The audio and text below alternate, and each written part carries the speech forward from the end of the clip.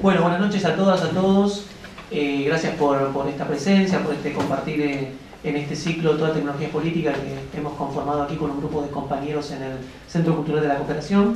Generalmente los temas tecnológicos, científicos, tecnológicos, el Centro Cultural va instalando de a poco y esta es una muestra de que vamos siendo poco lo que vamos instalándolo. Esperemos que poco a poco también vayamos creciendo en cantidad, ya que la calidad la tenemos menos asegurada, no por mí ni por incluso mis compañeros, sino por nuestros visitantes.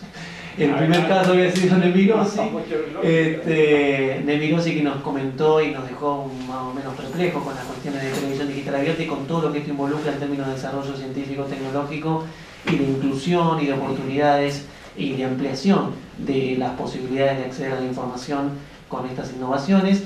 Y hoy nos visita nuestro segundo invitado, nuestra segunda apuesta a seguir indagando un poco de qué se trata esta cuestión de lo científico-tecnológico en un país como el nuestro, que ha pasado por la historia que ha pasado el nuestro en muchos aspectos, pero fundamentalmente en el recorrido que ha tenido la ciencia, la tecnología y la innovación productiva en Argentina.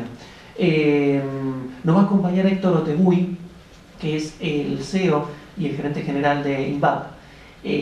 Nosotros hemos anunciado, bueno, INVAP es una empresa sociedad del Estado, fue creada a partir de un convenio firmado entre la Comisión Nacional de Energía Atómica y el gobierno de la provincia de Río Negro. Su sede central se encuentra en San Carlos de Bariloche, por eso agradecemos doblemente que hoy esté Héctor con nosotros, porque no es fácil que pegue justo los días y que acomode su agenda y que pueda compartir esta presentación con nosotros.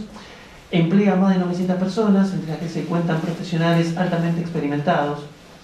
Pero todo esto en el marco de que es una empresa central para la Argentina, dado que hace que nuestro país sea reconocido como exportadora de referencia internacional en lo que tiene que ver con instalaciones nucleares, equipos y sistemas de control relacionados con la tecnología nuclear.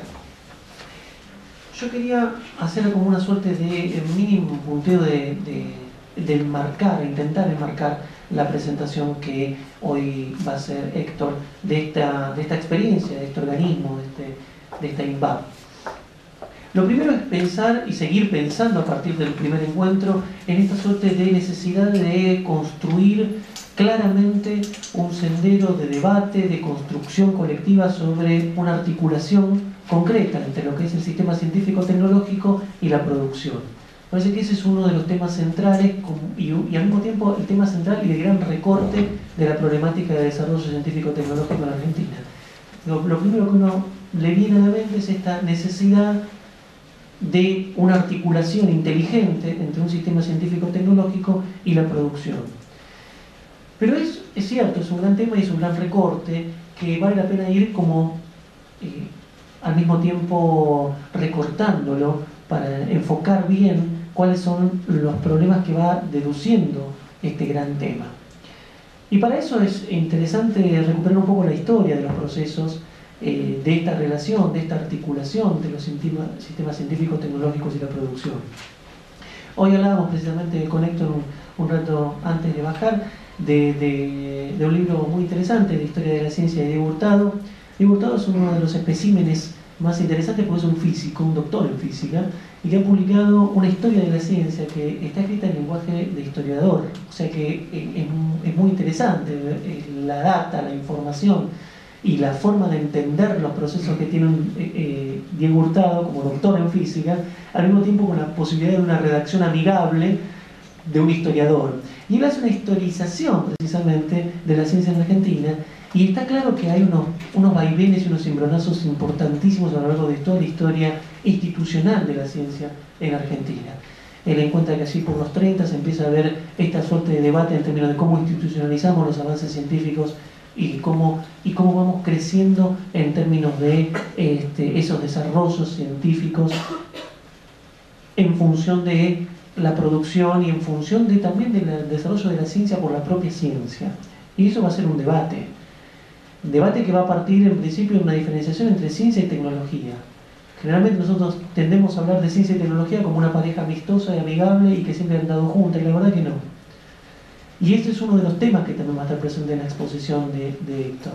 Porque digo, pensar los desarrollos científicos en materia de aplicación no es algo que recorrió la historia argentina así tan claramente expuesto, sino que ha sido objeto, y es objeto de debate, la forma en que se articula esa ciencia básica con la producción, con la aplicación de esos conocimientos a diferentes instancias de la vida productiva nacional. Pero lo cierto es que lo que queda claro es que es muy difícil a lo largo de la historia institucional de la ciencia en Argentina encontrar grandes líneas estratégicas que hayan garantizado un desarrollo histórico de la materia científico-tecnológica nacional. Más bien lo que uno encuentra es que cada instancia, sobre todo de la historia argentina, plagada en el siglo XX de golpes de Estado, cada instancia de intervención militar deshace caminos que con mucho esfuerzo se habían podido desarrollar. Sin embargo, hay 2 o 3 líneas que no se afectan, que no se tocan, quizás porque para los militares argentinos siempre fue un objeto de utopía y de sueño, y tiene que ver fundamentalmente con la cuestión nuclear. La cuestión nuclear, en la historia de la institucionalidad de la ciencia en Argentina, que es una historia plagada de intervenciones, de vaivenes, de vueltas atrás, de no articulación, de no cristalización de instituciones y demás, sin embargo, uno puede ver que hay una línea de continuidad que ha sido respetada y a los cuales los militares han respetado y han propiciado, le han dado sustento, le han apoyado, que es el desarrollo en materia nuclear. Como primer dato de la historia del desarrollo institucional científico en Argentina.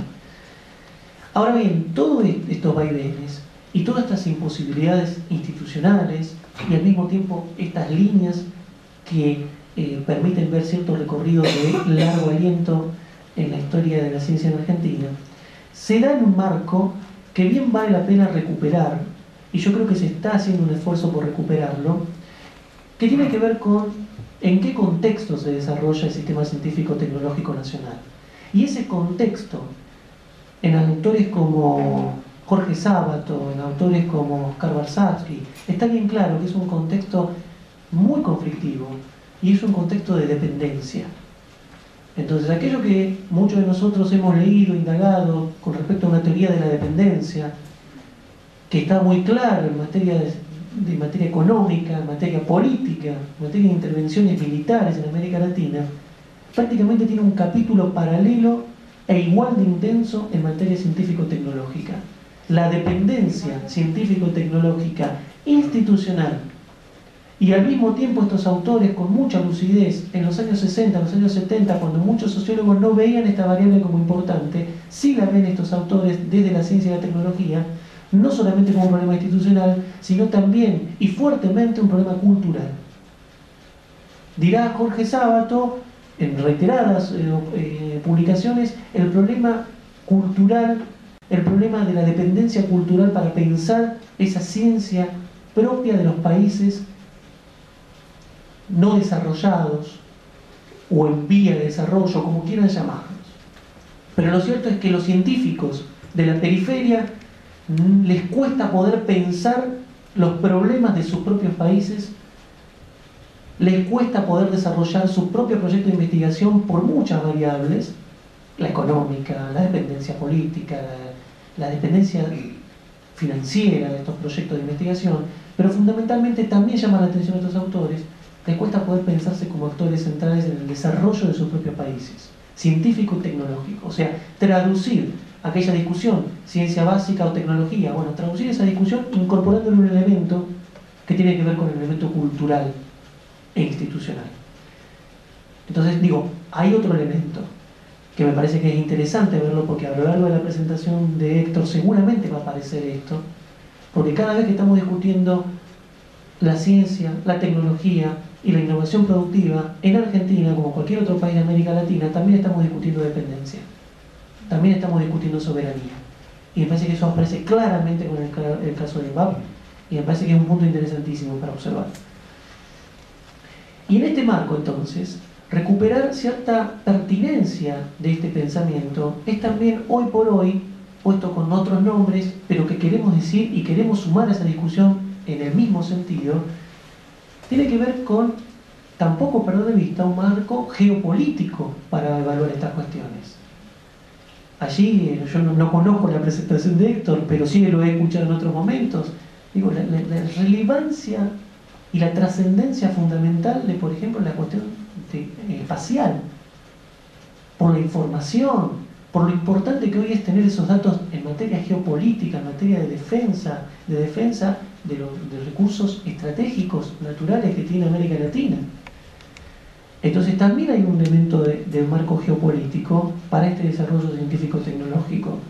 Y que esto incluye discutir otra cuestión, poner de vuelta en valor alguna perspectiva teórica bastante desprestigiada por esos centros de producción científica en materia de ciencias sociales ahora, que tiene que ver con recuperar centralmente la relevancia de para cualquier análisis político de la cuestión de Estado.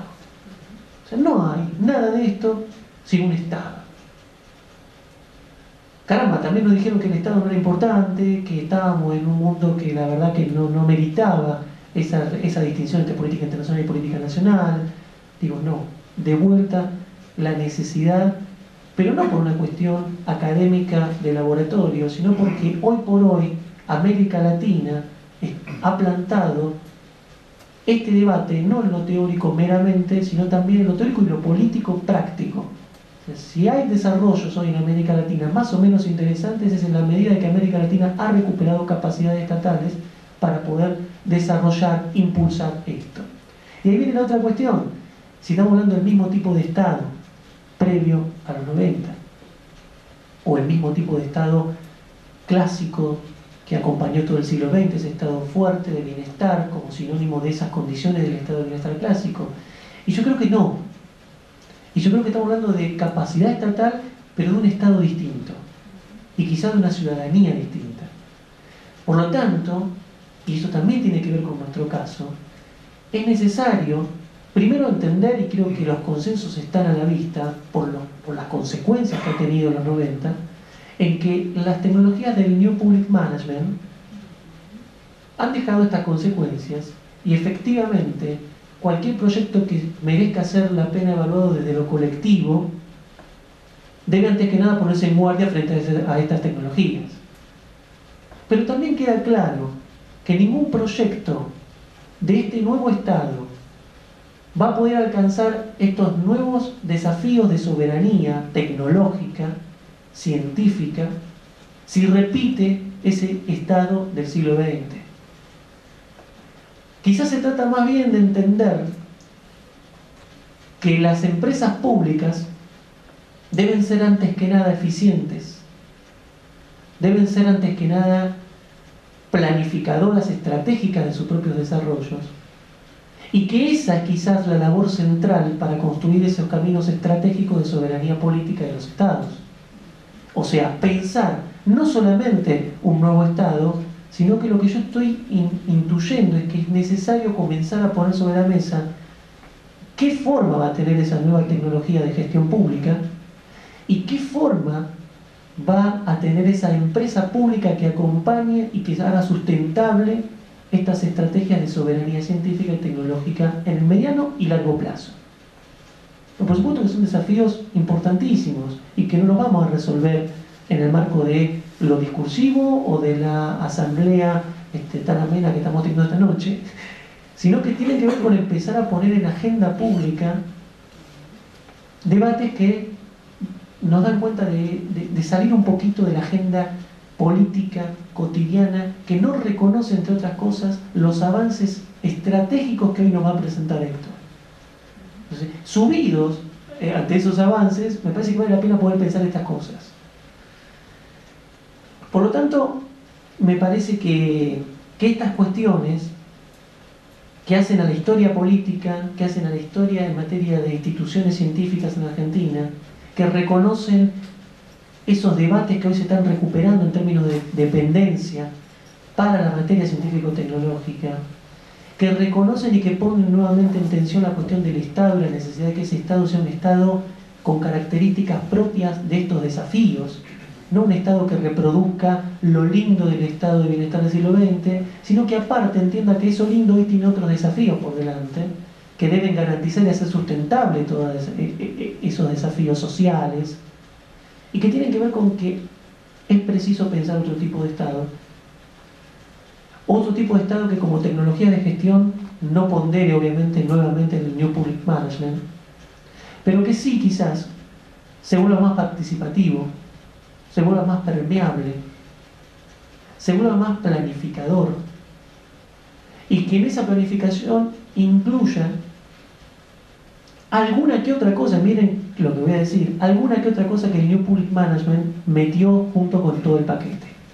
Por ejemplo, esta capacidad de innovación a la cual el New Public Management decía que todos teníamos que tener como emprendedores, o sea, no el burócrata sino el emprendedor,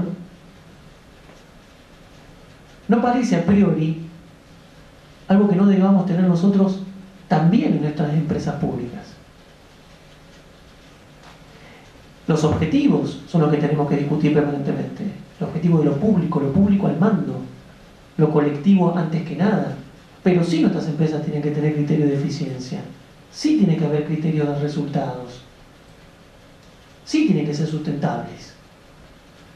Entonces, todos esos desafíos me parece que constituyen un lindo paquete para ponernos a pensar, a desarrollar, y la invitación a Héctor es a que nos dé un poquito de pistas respecto a uno de los proyectos que yo considero más interesantes en materia de desafíos de esta discusión entre público y privado, y qué de lo privado hace bien a lo público, y qué de lo público, o cuánto más de lo público, es necesario recuperar para que el interés colectivo no esté en manos de los privados. Nada más, muchas gracias y vamos a pasar la palabra a Héctor, por favor.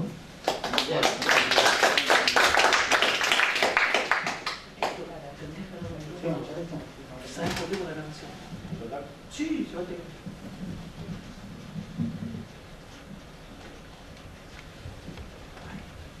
Bueno, buenas tardes a todos y muy bueno el marco que presentó acá Pablo.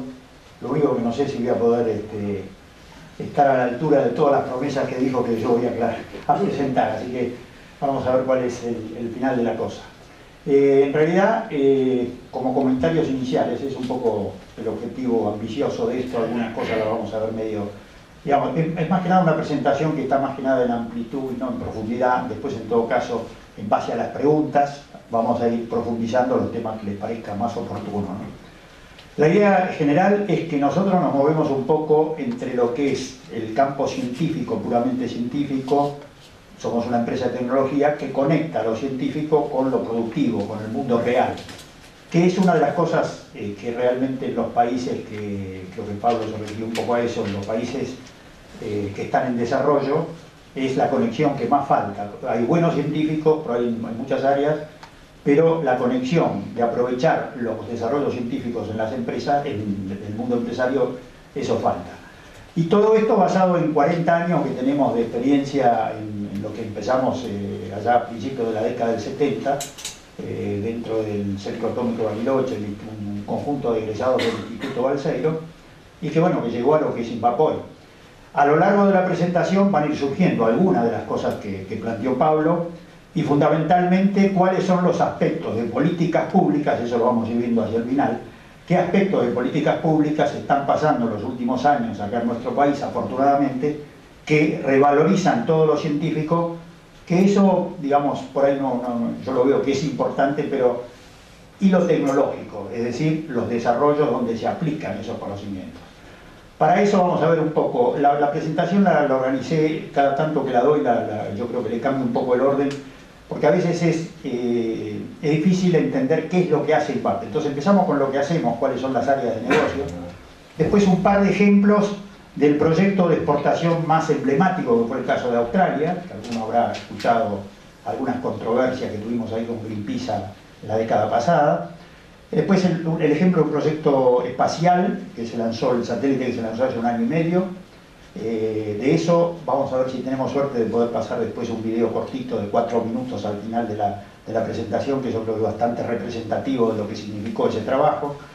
Y después sí ya empezar ahora un poco con el origen de la empresa, el perfil empresario, algunas características propias que hacen a lo que comentaba Pablo de una empresa estatal, pero eficiente. No por el mero hecho de ser estatal tiene que ser deficitaria o deficiente, y puede competir, como lo vamos a ver a lo largo de la presentación, en el mercado internacional.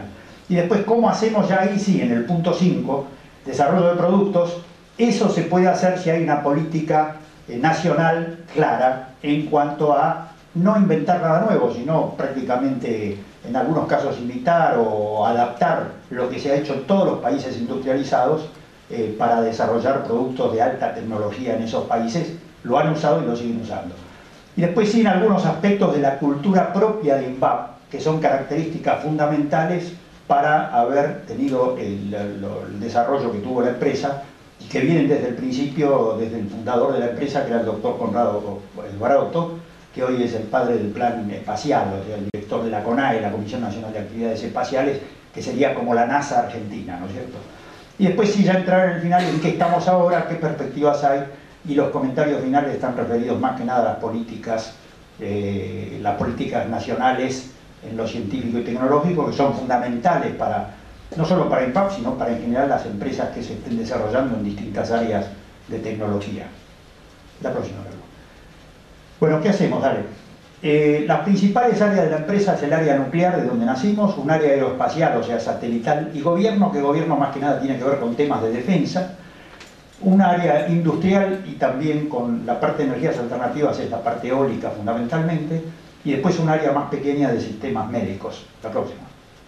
El área nuclear que tiene la empresa, uno dice, bueno, está concentrada fundamentalmente en el diseño y la construcción de centros de investigación nuclear. O sea, donde hay un reactor nuclear pequeño que produce radioisótopos, que sirve para entrenamiento, un reactor multipropósito, las plantas asociadas que producen radioisótopos para uso médico, como acá en la Argentina está en el Centro Atómico Ezeiza, por ejemplo, en la Comisión de Energía Atómica, y la planta de fabricar los combustibles para ese reactor. Es decir, el reactor, el centro con todos los elementos accesorios que hacen a que tener un centro autocontenido y que sirva a la producción de radioisótopos, pero también al entrenamiento de gente. Hoy hay una gran necesidad a nivel mundial en varios países que se van a introducir en el tema nuclear y tienen necesidad de estos centros, ya sea teniéndolos en un país o enviando a la gente que se tiene que capacitar, recursos humanos, a los países que los tienen. Y también hacemos servicios a centrales nucleares. Este es el área que ha producido la mayor cantidad de exportaciones de nuestra empresa a lo largo de casi 3 décadas. Empezamos a mitad del principio de los 80, así que casi 3 décadas de exportación. La próxima. El segundo área, el área aeroespacial, tiene que ver con lo que es la parte satelital.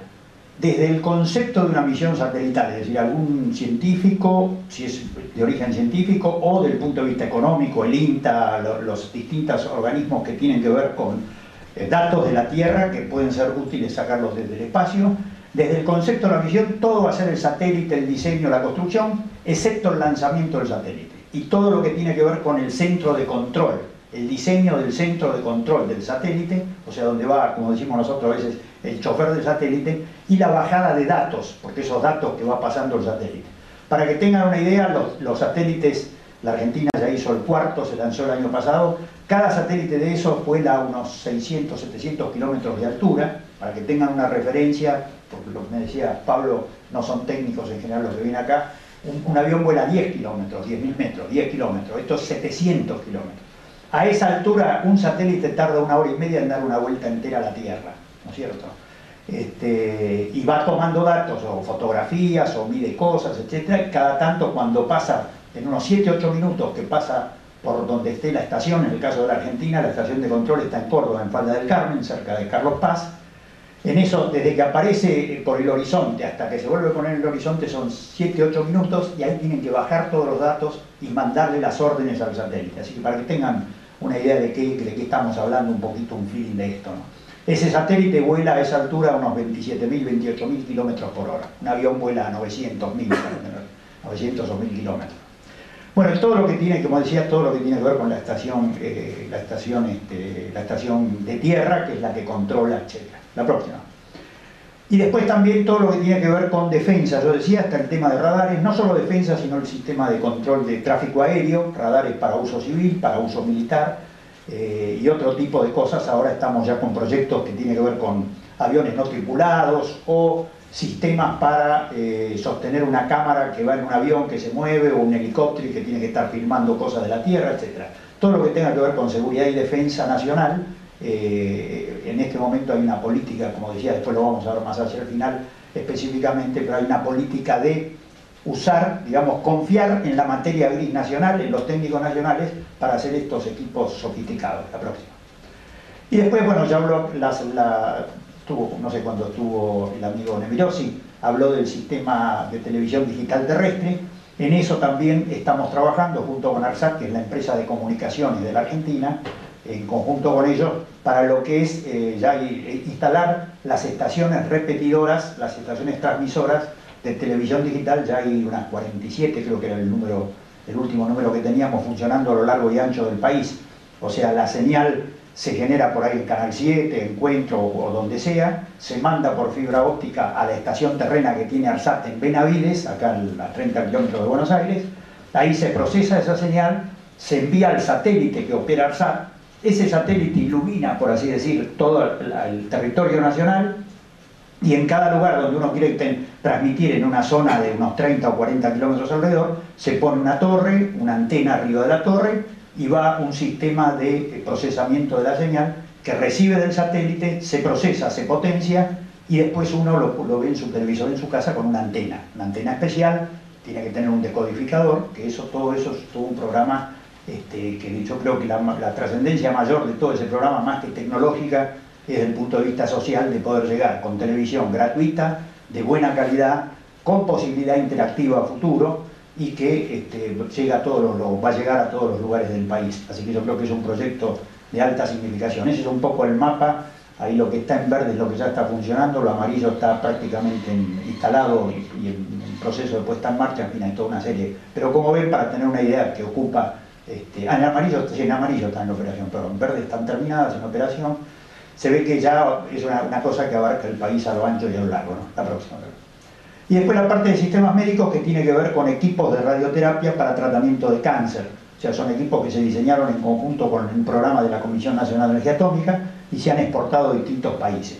Como ejemplo de la trascendencia ya no solo económica, sino social, acabamos de terminar 19 centros de radioterapia en Venezuela, que con eso Venezuela pasa a tratar de los tumores de cáncer que necesitan radioterapia, de pasar de tratar el 15, el 20% antes de estos centros, a pasar casi el 90 o 100% de estos centros. O sea, de nuevo un proyecto interesante, no solo desde el punto de vista económico, fue una exportación de 60 y pico de millones de dólares para nosotros, para nuestro país, pero también con una gran trascendencia social, porque esos centros van a ser referidos como los centros que hizo la Argentina, y son centros que van a durar 30 o 40 años. Así que, y están a lo largo y a lo ancho de Venezuela, con lo cual es un tema bastante importante. En este momento le estamos instalando las primeras estaciones de televisión satelital también, que estamos exportando a Venezuela, y dentro de una semana se va a ir una misión del Ministerio de Planificación Federal, en la cual acompañamos nosotros, para repetir, o por lo menos explorar de repetir lo mismo en Bolivia. O sea que ya es un producto que lo instalamos de nuestro país, y a los países vecinos, amigos, también estamos en esa difusión. La próxima.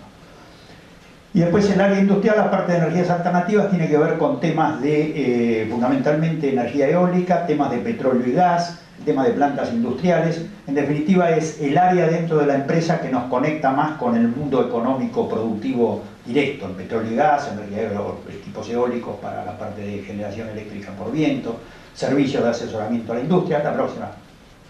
Y este es un caso de un cliente, lo cuento como para que vean que no somos un instituto, porque lamentablemente las primeras siglas de INVAP es la IN, entonces todo el mundo habla del instituto, el Instituto Nacional, y no somos un instituto. INB corta AP viene de Investigación Aplicada, que era el nombre original de la empresa, entonces la INB corta viene de Investigación Aplicada.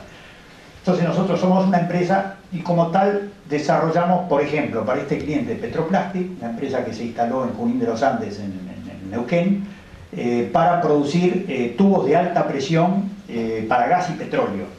Antes de esta empresa, todos esos tubos se importaban de Estados Unidos fundamentalmente. Bueno, los importadores decidieron poner una empresa, una fábrica acá en la Argentina, eligieron ese lugar en el sur porque les gustaba, y todo el diseño de las máquinas y la construcción de la máquina, la puesta en marcha y después una ampliación que llega a posteriores se le hizo en INVAP. O sea, nos pagaron, nos contrataron para hacer esas máquinas. Hoy están funcionando y abastecen gran parte del mercado nacional en este momento con productos hechos en Junín de los Andes. La próxima. En definitiva, y terminando esta primera parte, así un paneo para, digamos, bueno, ¿qué hace INVAP? Bueno, todas esas cosas, algunas más pequeñas también que no mencioné, pero básicamente lo común es que en general son todos proyectos complejos, donde la parte tecnológica es muy importante, es clave. Todo eso con un costo predeterminado, es decir, cuando nosotros decimos vamos a hacer tal cosa, alguien nos contrata, hay un cliente, a ese cliente se firma un contrato y se le dice te voy a hacer tal equipo, tal sistema, en tanto tiempo, con tal performance, o sea, tal nivel de calidad, y va a costar tanta plata. Esa es la capacidad. Cuanto más complejo el proyecto, menos competidores tenemos en la Argentina que sean con esa capacidad de hacer esos desarrollos.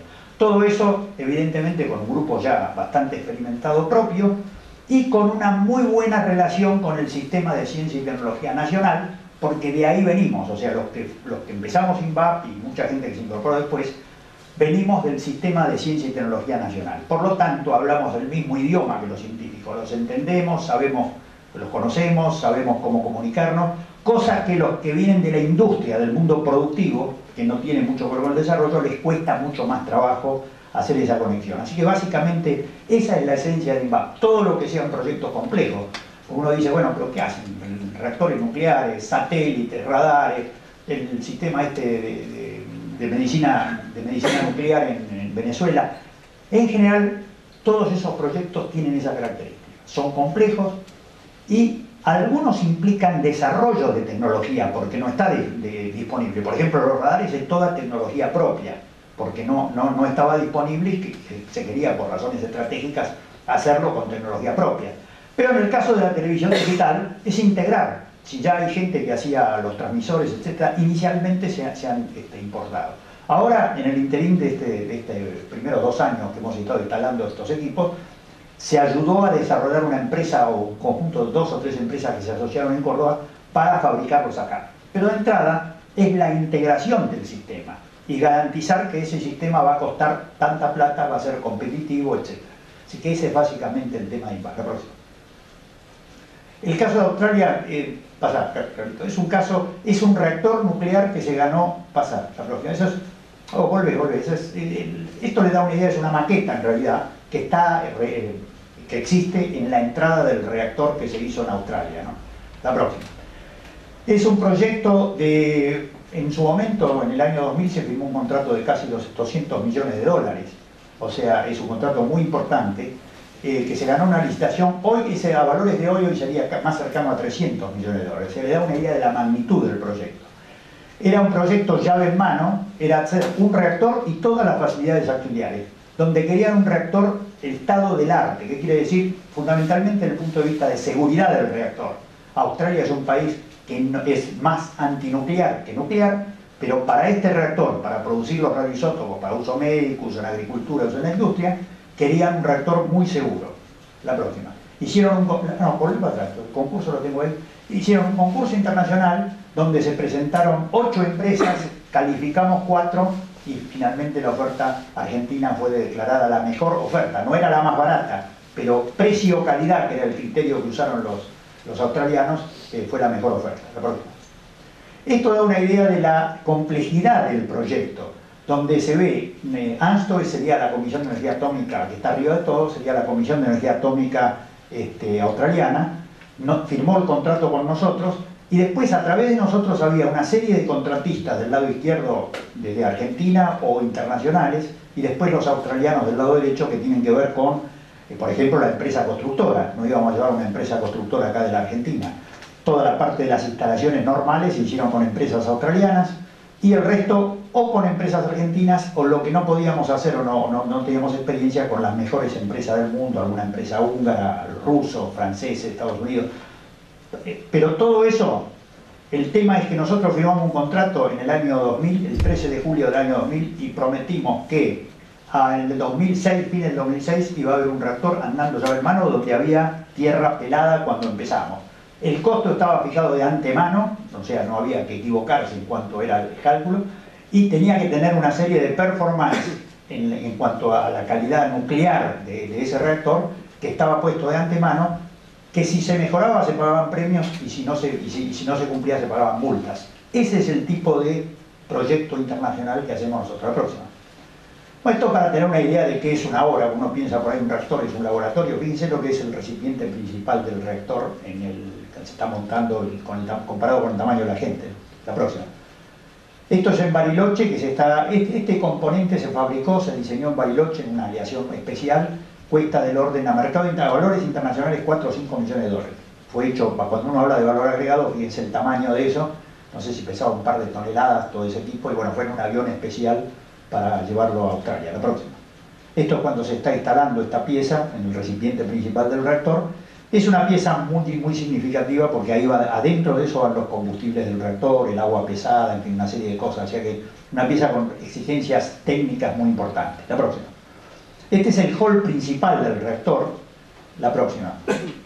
Y estos son las salas auxiliares, digamos, desde donde está el reactor como elemento principal, irradia de alguna manera, hay un canal de neutrones, o sea, de ciertas partículas que se usan para investigación, para generar nuevos materiales, etcétera, que se hace alrededor del reactor.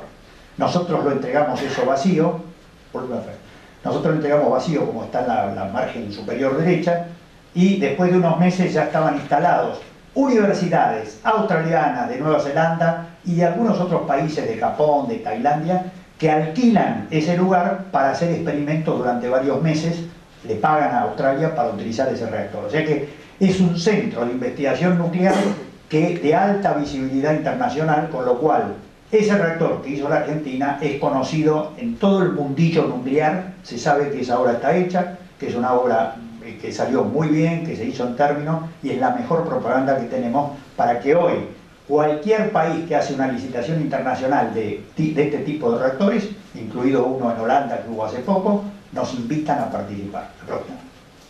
Bueno, esto es cómo se maneja material radioactivo a distancia a través de esos telemanipuladores que también los fabricamos en nuestros talleres. La próxima. La sala de control es una sala muy moderna, muy, como se dice, estado del arte en cuanto a utilizar las mejores tecnologías de electrónica y de confiabilidad para que el reactor opere seguro. La próxima. Y esto es cómo se ve, si uno se asomara por arriba del tanque principal del reactor, cómo se ve a distintas potencias, como se ve hay un efecto de luz que emite por el efecto de la radiación, por la misma energía que se genera en el núcleo del reactor, ¿no? La próxima. Bueno, acá estaba un poquito lo que yo ya dije, 13 de julio del 2000 se firmó el contrato y en el 2006 ya estaba funcionando a máxima potencia, ¿no? La inauguración oficial se hizo en abril, ahí asistieron varios ministros, entre ellos creo que fue Devido, estuvo también el ministro de Educación, como Filmus, Daniel Filmus, otro ministro más, en fin, se le dio bastante importancia desde el punto de vista de la delegación argentina, y por supuesto la ceremonia duró prácticamente un día de visitas y cosas, y estuvo presidida por el primer ministro de Australia, ¿no? O sea, de gran importancia en la relación bilateral entre los dos países. La próxima. Bueno, esto fue, digamos, desde el punto de vista de Australia, fue la mayor inversión en ciencia y tecnología en un solo proyecto que hizo Australia en toda su historia, así que es muy significativo para Australia, y para la Argentina fue la mayor inversión de ciencia y tecnología en un proyecto de exportación de alta, la mayor exportación de un proyecto de alta tecnología de la Argentina, vendida al contado, o sea, de llave en mano, o sea, nosotros tenemos que hacer todo, y vendida al contado, es decir, no hubo un financiamiento que integró el paquete de la oferta argentina. Los australianos pagaron un anticipo cuando firmó el contrato y después fueron pagando a lo largo de la ejecución del mismo. La próxima. Bueno, y el caso del satélite, el caso que presentamos es el cuarto satélite que se puso en órbita el 10 de junio del año pasado, ya cumplió un año. En este caso es un proyecto conjunto entre la NASA de Estados Unidos y la CONAE de Argentina, o sea, la Comisión de Actividades Espaciales que mencionaba hace un rato, donde por un lado la CONAE provee el satélite en sí, que lo contrata con INVAP, ahí somos contratista principal, quiere decir que la CONAE Argentina nos contrató a hacer el satélite. Algunos de los instrumentos lo hicieron distintos organismos de ciencia y tecnología nacional, nosotros los montamos, los probamos, etc. Todo el segmento terreno y de operaciones, es decir, la estación que controla el satélite, y la NASA proveyó el instrumento principal que le da origen a la misión, que se llama Aquarius, y también el lanzamiento, que es una cosa muy cara. Lanzamiento de un satélite de estos puede costar del orden de 70 millones de dólares o cosas por el estilo. El instrumento que hizo Estados Unidos cuesta del orden de 200 millones de dólares. La próxima, perdón. 180, ahí está. Y esto, de alguna manera, así como Australia muestra el nivel competitivo de la Argentina en materia nuclear, que se ganó a 7 otras empresas en un concurso internacional, en el país que en el año 2000 era considerado el país más transparente en ambiente de negocios del mundo, que era Australia, siempre está entre los 10 primeros, ese año estaba número 1, se ganó esa licitación, se hizo en términos, y se hizo eso, muestra la capacidad de ejecución, de la competitividad de la Argentina en ese tema nuclear para cualquiera que no entiende nada de nuclear, porque eso es lo que tiene de bueno ese ejemplo que hemos encontrado, es decir, cómo uno le explica a alguien que no es especialista. La gente que es especialista ya sabe lo que es el nivel que tenemos, pero para que es especialista, eso yo creo que lo explica. En el caso espacial, este proyecto, el satélite, el cuarto satélite, el SAT-D, es equivalente porque la agencia espacial número 1 del mundo, que es la NASA, confía 180 vale el instrumento, más otros 70, 80, casi 300 millones de dólares en un satélite, o sea, una nave diseñada y fabricada en la Argentina. Entonces, eso de alguna manera, si la agencia espacial número 1 hace eso para una misión de altísimo significado para el mundo, porque mide la salinidad de los océanos desde el espacio, uno dice, bueno, ¿para qué quiere medir la salinidad de los océanos? Tiene que ver con el cambio climático, con el calentamiento global. Uno de los mayores desafíos, aparte de los temas de la pobreza, etcétera, humano a futuro, que va a afectar a todo el mundo, es el tema del calentamiento global. Bueno, esto tiende a, estas mediciones que va a hacer esta misión, tiende a mejorar y a entender mejor qué es lo que está pasando en el mundo para tomar las medidas correctivas del caso. Así que, altísima visibilidad, muy importante internacionalmente, y esto es lo que muestra hacia afuera cuál es la capacidad competitiva en el tema espacial. Esto da una idea de lo que era el satélite anterior, el tercer satélite que hicimos, que todavía está volando, que se puso en órbita en el año 2000. Ahí se ve en el medio, la foto del medio, se ve el satélite en sí, es una cosa de prácticamente menos de 2 metros cúbicos, pesó unos 500 kilos y se hizo en unas facilidades muy modestas que teníamos en Yao Yao, en Bariloche, dice Villa Golf, eso es al lado del hotel, muy cerca del hotel Yao Yao en Bariloche, ¿no? Unas facilidades muy modestas que, siendo tan modestas como son, en el año 2004 fueron visitadas por el presidente chino Hu Jintao, que vino acá a la Argentina. La única empresa que visitó fue INVAP y lo llevamos a visitar esa facilidad, no teníamos la que van a ver ahora, la próxima. Esa facilidad ahora fue reemplazada por unas instalaciones mucho más competitivas a nivel mundial. Fíjense, acá ya se pueden hacer 3 satélites simultáneamente, muchísimo más grandes que el que vimos allá, que estaba limitado, ¿no? O sea, en estas facilidades es donde se hizo el que está volando ahora, el SAC-D Aquarius, y en este momento se están haciendo 4 satélites más, 2 para la CONAE y 2 para ARSAT, que son los satélites de comunicaciones, ¿no? El primer satélite argentino de comunicaciones va a ser lanzado al espacio a fines del año que viene, del 2013. Primer satélite argentino de comunicaciones.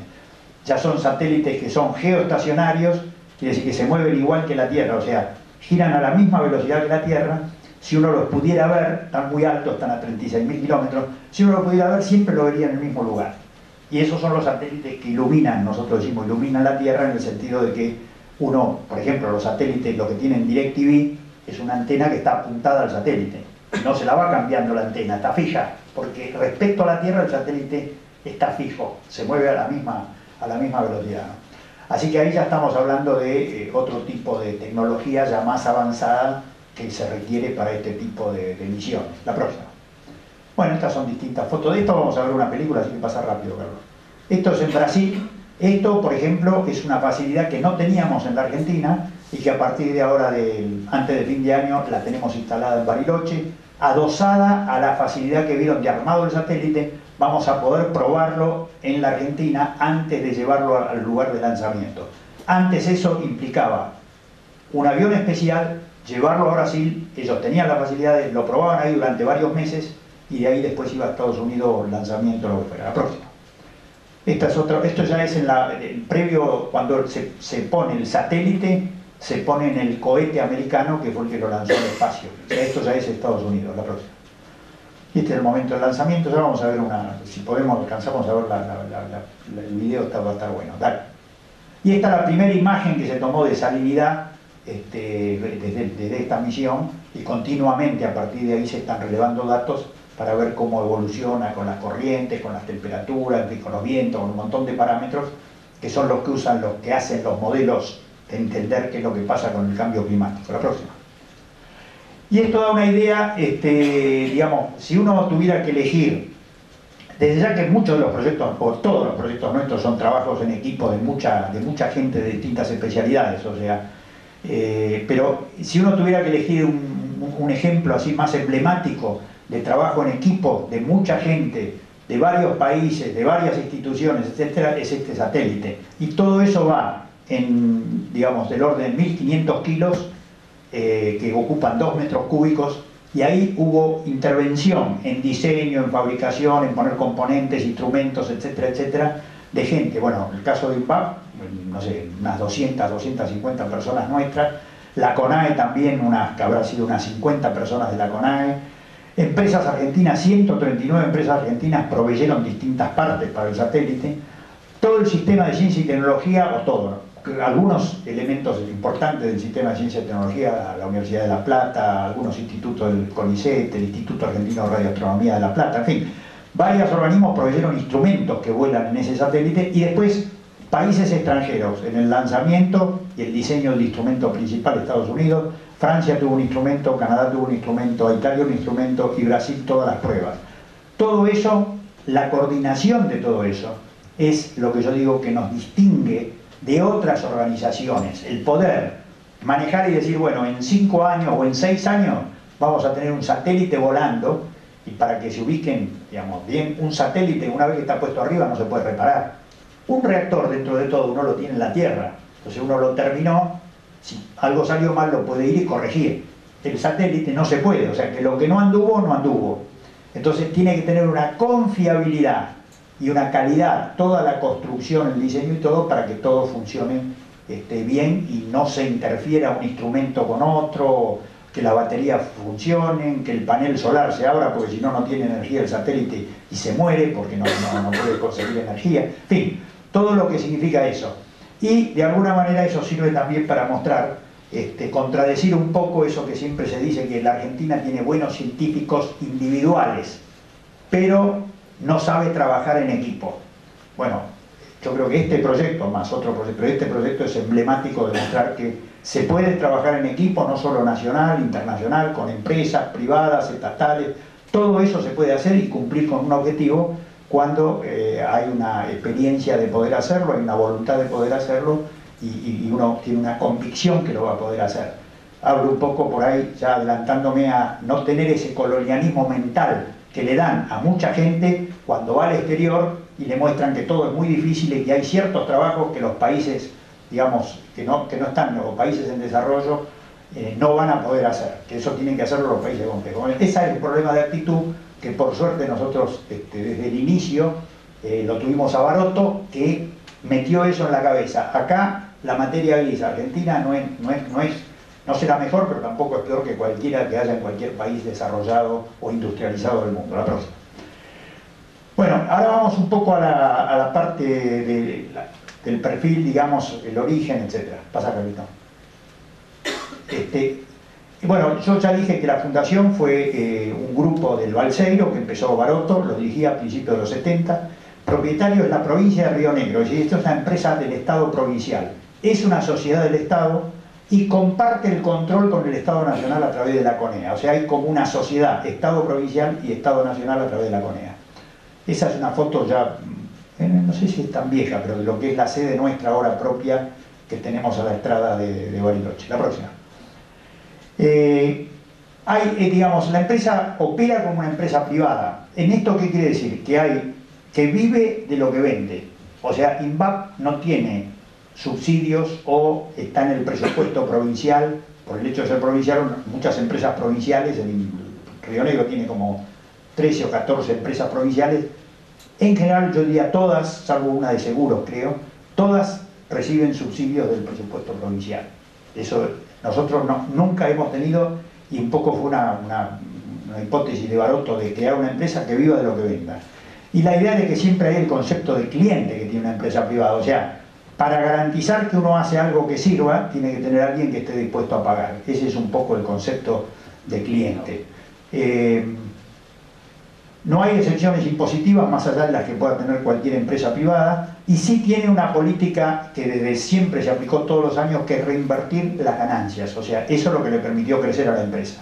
Y después hay un bono de participación en las ganancias, esa es la parte que no se reinvierte, una parte pequeña de las ganancias, 15-20%, que se reparte por igual entre todo el personal de la empresa. Es decir, sin importar el nivel jerárquico, el bono de participación es el mismo monto para todos los empleados. La próxima.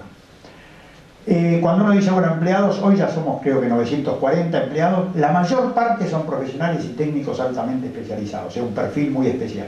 Las ventas equivalen a casi 1.000 millones de pesos, ahora cerramos un ejercicio el 30 de junio, ahora hace un par de meses, llegó a 960 millones de pesos, equivalente a 200 millones de dólares más o menos, para tener una idea.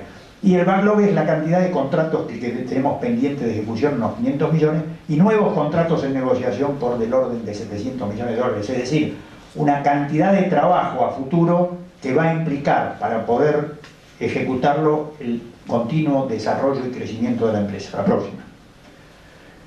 Bueno, hay hoy tenemos una expansión internacional en cada lugar donde hemos hecho trabajo, tenemos subsidiarias, tenemos a nivel nacional también. Tenemos presencia en Córdoba, en Buenos Aires, y en distintas delegaciones que son por ahí el núcleo de alguna futura sucursal que hagamos, de acuerdo a la necesidad de los trabajos que estemos haciendo. O sea que tenemos un despliegue internacional y nacional de acuerdo a las necesidades de los proyectos en marcha. La próxima.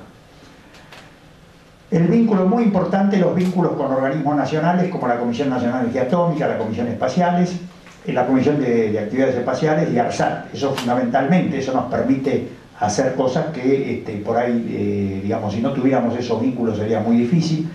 Y después por ejemplo, la sede que está ahí, que es la sede nuestra, para poder hacerla hemos recurrido a emitir un documento, una cosa que llaman, obligaciones negociables, que es de alguna manera emitir deuda que fue tomada por parte del Banco Nación, parte ANSES, parte del Banco BICE, el Banco de Intercambio de Comercio Exterior, Banco Internacional, Comercio Industrial y Comercio Exterior, y también algún banco privado como el Banco Galicia y algunos inversores privados. Con eso se emitieron, pusieron plata, con eso hicimos la sede y bueno, la estamos devolviendo ahora. Es decir, que inclusive para hacer la construcción, la inversión, se hizo con fondos propios y con fondos que aportó el sistema financiero, fundamentalmente nacional, pero también alguna parte nacional y privado también, ¿no es cierto? La próxima pregunta. Y este es un tema por ahí fundamental. En el objeto social de la empresa, o sea, la empresa tiene su estatuto, dentro del estatuto hay un objeto social y en definitiva lo que ha sido priorizado en ese objeto social es desarrollar actividades, la parte satelital, la parte nuclear, con montones de cosas, pero siempre tendientes a eso, actividades que generen puestos genuinos de trabajo en la República Argentina. Es decir, toda actividad que generamos nosotros está apuntada a generar puestos de trabajo, sea dentro de la empresa en forma directa, sea contratados por afuera de la empresa si es una cosa circunstancial, y generar trabajo en otras empresas, en empresas proveedoras, contratistas, etcétera, que van creciendo para satisfacer necesidades de proyectos nuestros. Ese es un poco el leitmotiv de la empresa. O sea, por supuesto que tenemos que dar ganancia. Si no damos ganancia no podemos crecer, porque la ganancia es lo que nos va a permitir, reinvertida, poder crecer. Pero eso es fundamentalmente el objeto social de la empresa. Yo me estoy extendiendo mucho en toda esta parte, entonces por ahí vamos a saltear. A ver, Carlos, a ver qué viene, mostrame un poco. De esto, pasar la primera que venga. El tema de la pregunta es cómo hacer, por esto sí hacia la parte de Estado, cómo se hace para desarrollar proyectos o cómo entrar en el mercado internacional, desarrollar productos complejos para después poder entrar en el mercado internacional sin que le cueste plata al Estado nacional, ¿no es cierto? Uno dice, bueno, ya el Estado nacional ha invertido en la formación de los que tuvimos la suerte de ir a las universidades públicas, los institutos de ciencia y tecnología del CONICET, el Ministerio de Ciencia y Tecnología, ya invierte en todo eso, lo cual está bien. Pero sin poner plata adicional, ¿cómo se hacen para desarrollar esos productos? La próxima. Hay una pequeña, bueno, la respuesta es esto, usar que el Estado use su poder de compra en una forma estratégica. Es decir, si el Estado va a necesitar radares para controlar el espacio aéreo, para controlar el tráfico aéreo, la opción, digamos, antigua o vieja, superada, es comprarlos afuera, hacer una licitación, comprarlos a Japón, a China, a Estados Unidos, Europa, etcétera, etcétera. Total que queda acá nada. Y no solo se gastan divisas afuera, o sea, dólares que se van, sino que además durante los 30 años de vida útil, para el mantenimiento, para el ayornamiento de esos equipos, modificación, etcétera, uno sigue gastando más dólares a los precios que tiene la cosa. La próxima. Entonces, la pequeña historia es que esto ya se hizo en el tema nuclear cuando se hubo que hacer un reactor en Bariloche y se decidió, en vez de comprarlo afuera, importarlo de Estados Unidos, se decidió hacerlo en la Argentina. La próxima. Este reactor es el RACE, está funcionando este año, va a cumplir 30 años de operación. Ahí se formaron todos los ingenieros nucleares del Balseiro, de la Argentina y algunos de Latinoamérica que han ido a estudiar ahí. Y esta fue una decisión estratégica, es decir, la opción era en ese momento, y había muchos que favorecían esa opción, importarlo y tener un reactor americano. Pero ahí triunfó digamos, la posición, la visión de Baroto, de decir, no, entre la CONEA, la Comisión de Energía Atómica, e INVAP, unidos, se puede hacer un reactor diseñado y fabricado en Argentina. La próxima. ¿Eso qué fue lo que posibilitó? Cuando uno mostró que tenía un reactor hecho acá, pudo vender el primer reactor de exportación que hizo INVAP, que fue el de Argelia, que ya cumplió más de 20 años, en el que está operando desde el año 89. Un proyecto ahí fue una contratación directa país-país. Después vino en los años 90 una licitación internacional en Egipto, un proyecto de 100 millones de dólares, y después viene Australia. Es decir, cuando uno dice, ¿cómo hizo Argentina para competir con 7 empresas de los países más desarrollados del mundo y poder ganarles y hacer un reactor? No es una decisión política del político de turno de ese momento. Es una política que nació hace unos cuantos años atrás y que se fue haciendo de a poquito y que llegó a esto. La próxima. ¿Qué ventajas tiene esto?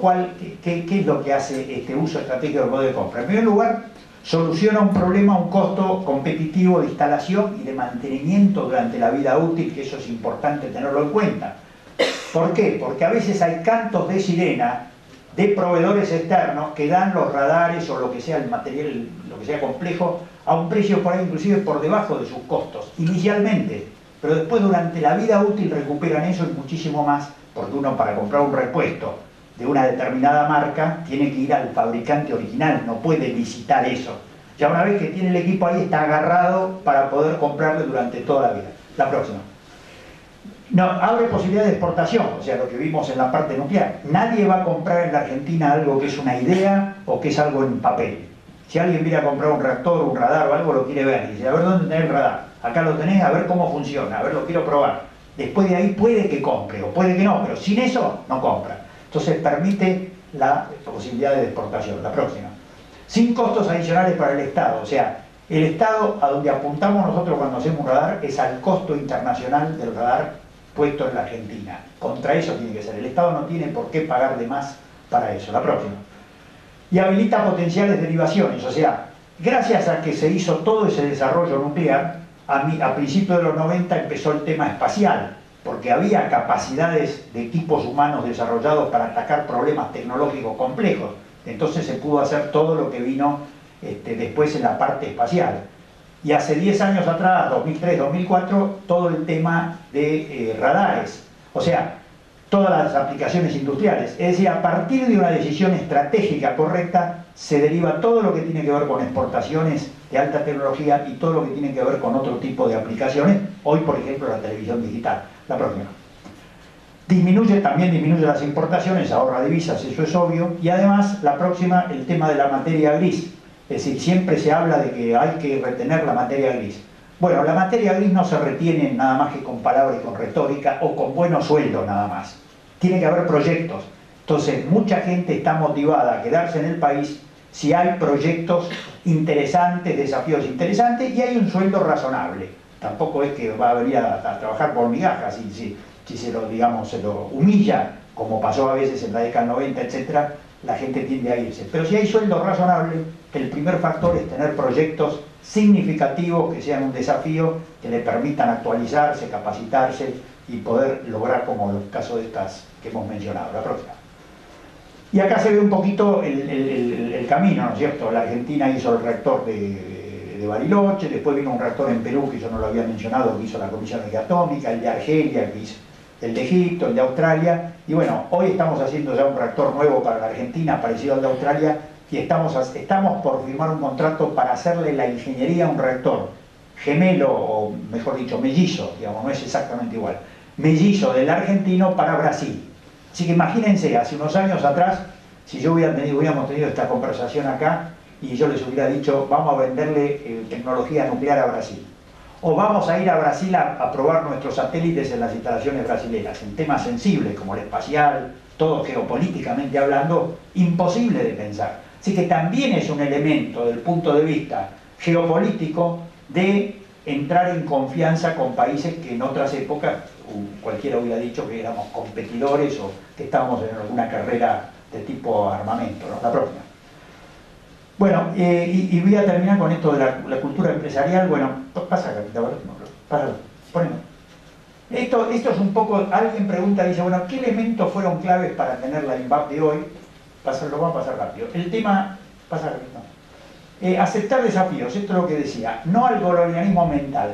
Es decir, esto fue una actitud que generó Baroto de decir, vamos a asumir riesgos, no hay cosas que no se puedan hacer, y de hecho se hizo el desarrollo de la tecnología de enriquecimiento uranio al principio de la empresa. Y eso se mantuvo a lo largo de todas estas décadas. La próxima. Vivir de lo que se vende, esto es importante. Entonces la gente sabe que su sueldo depende de que se hagan los proyectos, que se vendan y que se cobren, y con eso pueden cobrar los sueldos. Hay una relación entre produzco, cobro sueldo.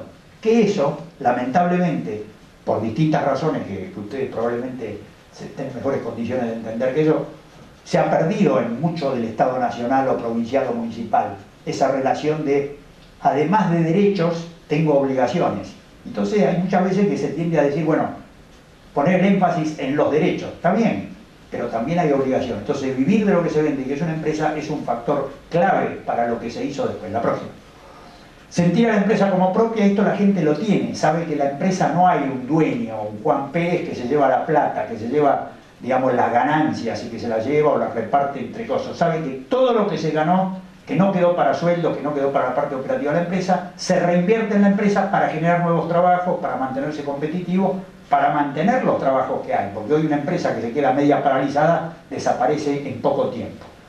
En momentos críticos, ¿esto qué? ¿Blableta? No. En momentos críticos, cuando la empresa pasó momentos difíciles, que pagaba el sueldo en cuotas, hubo préstamos del personal de ahorros a la empresa para tratar de comprar los elementos que hacían falta y hacer de nuevo andar la rueda que generaba los recursos. Sentirse embajadores. La gente que va de la Argentina para afuera, o de la Comisión de Energía Atómica también, sabe que esas obras duran 40 o 50 años afuera. Entonces, de alguna manera se sienten embajadores, se sienten que lo que están haciendo, están representando a la Argentina más allá de ganarse un sueldo, de tener un trabajo. Y eso es muy importante, la actitud de la gente.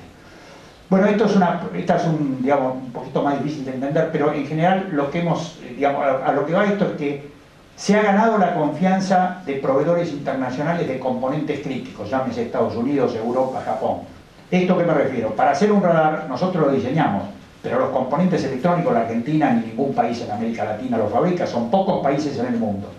Esos elementos son considerados estratégicos, se venden con declaración jurada de dónde va a ser aplicado, va a ir para qué país. Entonces uno dice, bueno, esto va a ir al reactor de Egipto, esto va a ir al reactor de Australia, y en general no, siempre nosotros no hemos cumplido con lo que hemos dicho, y eso nos ha generado una confianza que hoy obtener esos permisos nos resulta mucho más fácil que cualquier otra empresa de nuestras competidoras en algunos países que a veces juegan con ese tipo de cosas. La próxima. Y este es otro tema. Nosotros, a diferencia de otras empresas privadas, tenemos una política comercial clara. Esto transparente, eso nos hace perder contratos. Todos sabemos dónde vivimos acá en la Argentina, en cualquier otro país latinoamericano o del mundo, para ser directo, pero ahí es un problema de matices. Cómo se consiguen los contratos. Nosotros sabemos que con esta política perdemos algunos contratos, pero en países donde se privilegia la transparencia y todo, como el caso de Australia, hemos ganado contratos importantes, así que de todas maneras vivimos tranquilos, y además, pues quisiéramos hacer otra cosa, no la sabríamos hacer. La próxima. Es una orientación a proyectos, no hacemos producto estándar, es una empresa de proyectos, no hay nada, pocas cosas son repetitivas, por ahí hacemos una serie de 10 radares, 20 radares, pero en general son cosas nuevas, y eso implica que las características de la gente, la próxima pregunta, equipos multidisciplinarios flexibles a cambios. Esta es otra cosa que nos diferencia del sistema de ciencia y tecnología del país. Cuando uno está en organismos estatales, muchas veces cambiar a una persona de tema de trabajo, cambiarla de lugar físico, de este laboratorio a otro, no hablemos de cambiarla de ciudad, es todo un drama. Bueno, acá en INVAP la gente sabe que tiene que ser flexible a eso, si no, no existe la empresa. Entonces los proyectos empiezan y terminan. Cuando termina un proyecto, ¿qué hace uno? No le puede inventar que siga, tiene que ir a otro proyecto, en otro proyecto, con otros compañeros o compañeras de trabajo, etcétera, etcétera. Esa versatilidad la gente la tiene, la entiende, que es la clave del funcionamiento de la empresa, la propia. Y la tecnología de gestión de proyectos complejos. En el caso del reactor de Australia, se manejaron 30.000 documentos que tienen que estar actualizables para construir distintas partes y todo. Todo eso implica un sistema informático desarrollado específicamente, etcétera, etcétera. Esa también es otra clave dentro de la empresa. Y también nosotros no hacemos ninguna cosa así espeluznante, así de que sea un premio especial por un desarrollo. En general, todas nuestras mejoras son graduales. Cada reactor, cada radar que hacemos, etcétera, incorporan mejoras en forma gradual, no espectacular. La próxima. Estructura plana e informal, o sea, hay 4 niveles, desde la gerencia general, los gerentes, hasta la gente que trabaja, son 4 niveles, no hay así una burocracia ni nada, si no fuera por eso no existiríamos hoy. Muy poco formalizado, una buena comunicación. La próxima. Aprendizaje continuo, esto implica, ustedes ven los nuevos proyectos, la gente que dirige hoy el área espacial son ingenieros nucleares. Así que es como cambio, digamos, interesante. La próxima. El personal no tiene techo, ¿por qué? Porque al ir ampliando los espacios de trabajo, las áreas de trabajo, la gente no necesita matar al gerente o esperar que se jubile o algo por el estilo para de alguna manera tener más responsabilidad, sino que va pasando a otras áreas nuevas y tiene oportunidades. La próxima. Y austeridad en el funcionamiento. Esto para mucha gente se sorprende que en una empresa que vende 200 millones de dólares, que firmamos contratos de 200, 300 millones de dólares, etcétera, no tenemos coche, no hay choferes, viajamos todos en la misma clase, o sea, todos viajamos en clase económica, así sea un vuelo a la China o donde sea. Hay un comedor único en la empresa, no hay comedor para gerentes o jefes, etc. En fin, hay toda una serie de políticas que hacen a esa austeridad de funcionamiento, que la tuvimos desde el principio, la generó Baroto y la hemos tratado de mantener a lo largo del tiempo, ¿no? La próxima. Bueno, a ver, Carlos, ¿por qué no pasa rápido esto? No, estamos con bastante trabajo, tanto acá en la Argentina, temas de nucleares. La próxima. En el mercado internacional hay posibilidades importantes, estamos trabajando mucho ya con empresas de Estados Unidos, como Westinghouse, empresas importantes. En Arabia Saudita estamos ya cada vez con más trabajo en temas que tienen que ver con el inicio de la actividad nuclear en Arabia.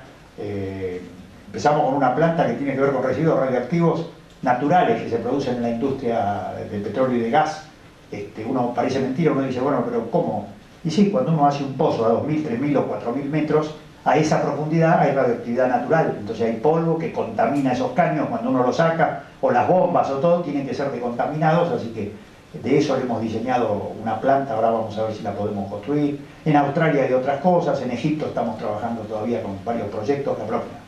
Sí, hay una actividad importante. La parte satelital, yo lo dije, hay 2 satélites para la CONAE, que son satélites de observación de la Tierra, pero con radares. O sea, el que mira la Tierra no es una cámara, sino son radares, son sistemas muy complejos. Tiene que ver con un sistema italiano-argentino, es un proyecto con Italia en este caso, de control y gestión de emergencias de tipo causadas por el hombre o naturales, ¿no es cierto? La próxima. Y la parte de comunicaciones, en este momento estamos haciendo 2 satélites, el primero se lanza a fines del año que viene, el otro un año después, y estamos por firmar un contrato para el tercero, que serían los 3 para la Argentina, y ya estaríamos en condiciones de empezar a poder competir en el mercado internacional, la próxima. Y en la parte de radares también hay un plan muy importante, y en esto sí por ahí me tomo un minutito. En el año 2004 hubo un decreto en ese momento de Kirchner, el 1407 del año 2004, que estableció el sistema del SINVICA, es el Sistema Nacional de Vigilancia y Control del Espacio. Y eso es muy significativo porque por primera vez en un tema como es tan significativo que es la radarización, tanto para uso civil como para uso de defensa. Hay un plan de mediano y largo plazo donde entonces permite eso, y aparte con énfasis en que se desarrolle todo lo que se pueda en el país. O sea, tiene esa característica y fundamentalmente la de mediano y largo plazo. Con lo cual tiene sentido desarrollar un radar si después uno va a fabricar 10 o 20. Si uno va a hacer, este año compro un radar o 2, el año que viene no sé si voy a comprar, dentro de 3 años voy a comprar 4, uno no puede planificar y desarrollar, eso no tiene sentido. Entonces la importancia de ese decreto que firmó Kirchner en ese momento es que estableció una política y un panorama de varios años, con lo cual se justificó hacer ese desarrollo, así que una decisión muy importante.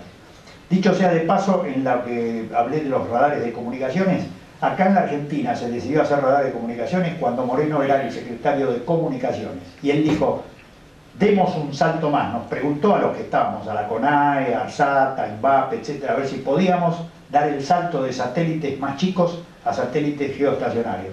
Le dijimos que sí se podía, él pidió una opinión independiente de especialistas que estaban en el ejército, aeronáutica, etcétera, coincidieron en que se podía hacer y se tomó la decisión, también en ese momento Kirchner, de hacer para ARSAT los satélites de comunicaciones, hacerlo acá en Argentina.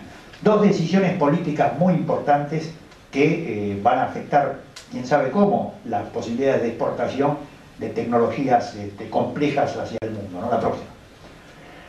Bueno, esto es lo que era el sistema de control del espacio aéreo para aeronavegación. El de la izquierda es lo que había antes de este programa. Esto es lo que había ya 8 radares, la del medio, el año pasado en realidad. Hoy ya está en más sitios y lo que va a quedar en la situación final hacia principios del año que viene. Completamente radarizado para el control del tráfico aéreo civil, ¿no? La próxima. Y esto ya tiene que ver con los radares de tipo militar, ¿no? El que está en Formosa, en Las Lomitas, y el que estaba en Santiago del Estero en un operativo que se hizo el año pasado, la próxima. Y todo el tema de esto es una vista de lo que son la parte de transmisión de la televisión digital, la próxima. Bueno, y energía eólica también tenemos algunos equipos de baja potencia, proyectos de mediana y de alta potencia también, así que hay todo un plan de algo eólico, que es una cosa que la Argentina está con total seguridad de que va a necesitar este tipo de tecnología para generación eléctrica. La próxima. Bueno, no, perspectivas, digamos, hay perspectivas muy buenas hoy, hay oportunidades nacionales, comunicaciones, aeroespacial, en defensa, todo, porque hay toda una política. Hay una política, esperemos que sea de Estado, hasta ahora es la política de los últimos años, esperemos que se convierta en, como decía Pablo, una política de Estado que sea independiente del gobierno que siga después del 2015, sea el mismo, se continuará con seguridad. Si es otro, esperemos que entienda los beneficios que tiene esto y poder continuarlo en las distintas áreas o agregar áreas nuevas donde se pueda aplicar la materia gris nacional. Y en el tema nuclear hay varias cosas internacionales, etcétera, hay posibilidades muy importantes. La próxima. Temas satelitales y radares y televisión digital, bueno, con Brasil, en el área latinoamericana nos vienen a ver por el tema de radares, hay un interés incipiente, y todos los clientes nucleares del mundo árabe, todo el mundo árabe nos dice, che, ¿para qué quieren nuclear si tienen petróleo? Y bueno, sí, pero el petróleo se acaba, tienen gas, también se acaba. ¿Qué van a hacer después? Son países que no tienen agua, no tienen salto de agua, no tienen nada, ¿de dónde van a sacar la energía? Y bueno, entonces una de las fuentes es solar, otra fuente será eólica, los que tienen un poco de viento, y nuclear. Será complementaria de todo eso. La próxima. Los comentarios finales. Entonces, hoy el gobierno nacional hay acciones de los cuales se resumen en el título de eso, que la ciencia y la tecnología ocupan el lugar en la Argentina que nunca debió haber dejado de ocupar. Capaz que en la década del 60 era incipiente que lo estaba ocupando, después del golpe del 66 todo eso se empezó a desmoronar o se desmoronó de golpe y a partir de ahí nunca se recuperó. Nosotros notamos nuestra experiencia de 40 años, o sea, de principio de la década, fines del 60, principio del 70 hasta ahora, y notamos que hay varias características de lo que se está aplicando ahora que hacen ser optimistas. Primero, la creación de ciencia del ministerio, cosa que nunca hubo, el tema de leyes que hay de fomento de ciertas tecnologías consideradas estratégicas. La próxima. La repatriación de científicos. Más importante todavía que la repatriación para mí es la incorporación de jóvenes al sistema de becarios, al sistema de ciencia y tecnología, mejora en los salarios de los científicos y técnicos, que era muy importante, en la década del 90 estuvo un desastre, la financiación para proyectos científico-tecnológicos sin los cuales mejora del salario solo no hubiera alcanzado, y como símbolo que, si fuera solo el símbolo y no estuviera, digamos, sustentado por todos los hechos concretos que hay ahí, pero en la Casa Rosada hay 3 salones, así: el salón de los héroes latinoamericanos, el salón de las mujeres y está el salón de los científicos. Probablemente haya algún otro que yo me olvide, pero hay pocos salones con nombre y apellido. Bueno, hay un salón de los científicos, lo cual es significativo también, por lo menos simbólicamente. La próxima. Y en definitiva, el gobierno nacional ha impulsado todo el tema de la reactivación del plan nuclear, o sea, no solo en los científicos, sino en los tecnológicos, todo el plan nuclear, eso es muy importante. El uso inteligente o estratégico del poder de compra del Estado, todo lo que tiene que ver con los satélites de comunicación, de observación de la Tierra, los radares primarios, la televisión digital, los radares secundarios, etc. O sea que hay toda una política también, no solo en lo científico, que era lo que vimos hasta ahora, sino en lo tecnológico. La próxima. Y en definitiva, uno dice, bueno, ¿qué contribuye? Si uno dice, bueno, nos hacemos esta pregunta nosotros, bueno, ¿para qué estamos nosotros? ¿En qué contribuimos? Bueno, lo que habíamos dicho al principio: creación de fuentes de trabajo calificadas, directas e indirectas, ejecutando proyectos de alta complejidad, desarrollando tecnologías, facilitando la incorporación de tecnología y mejorando la calidad de las pymes. Es decir, todos los proveedores nuestros necesitan una capacitación que nosotros los ayudamos a tener el nivel de calidad y de productividad que necesitan para nuestro proyecto.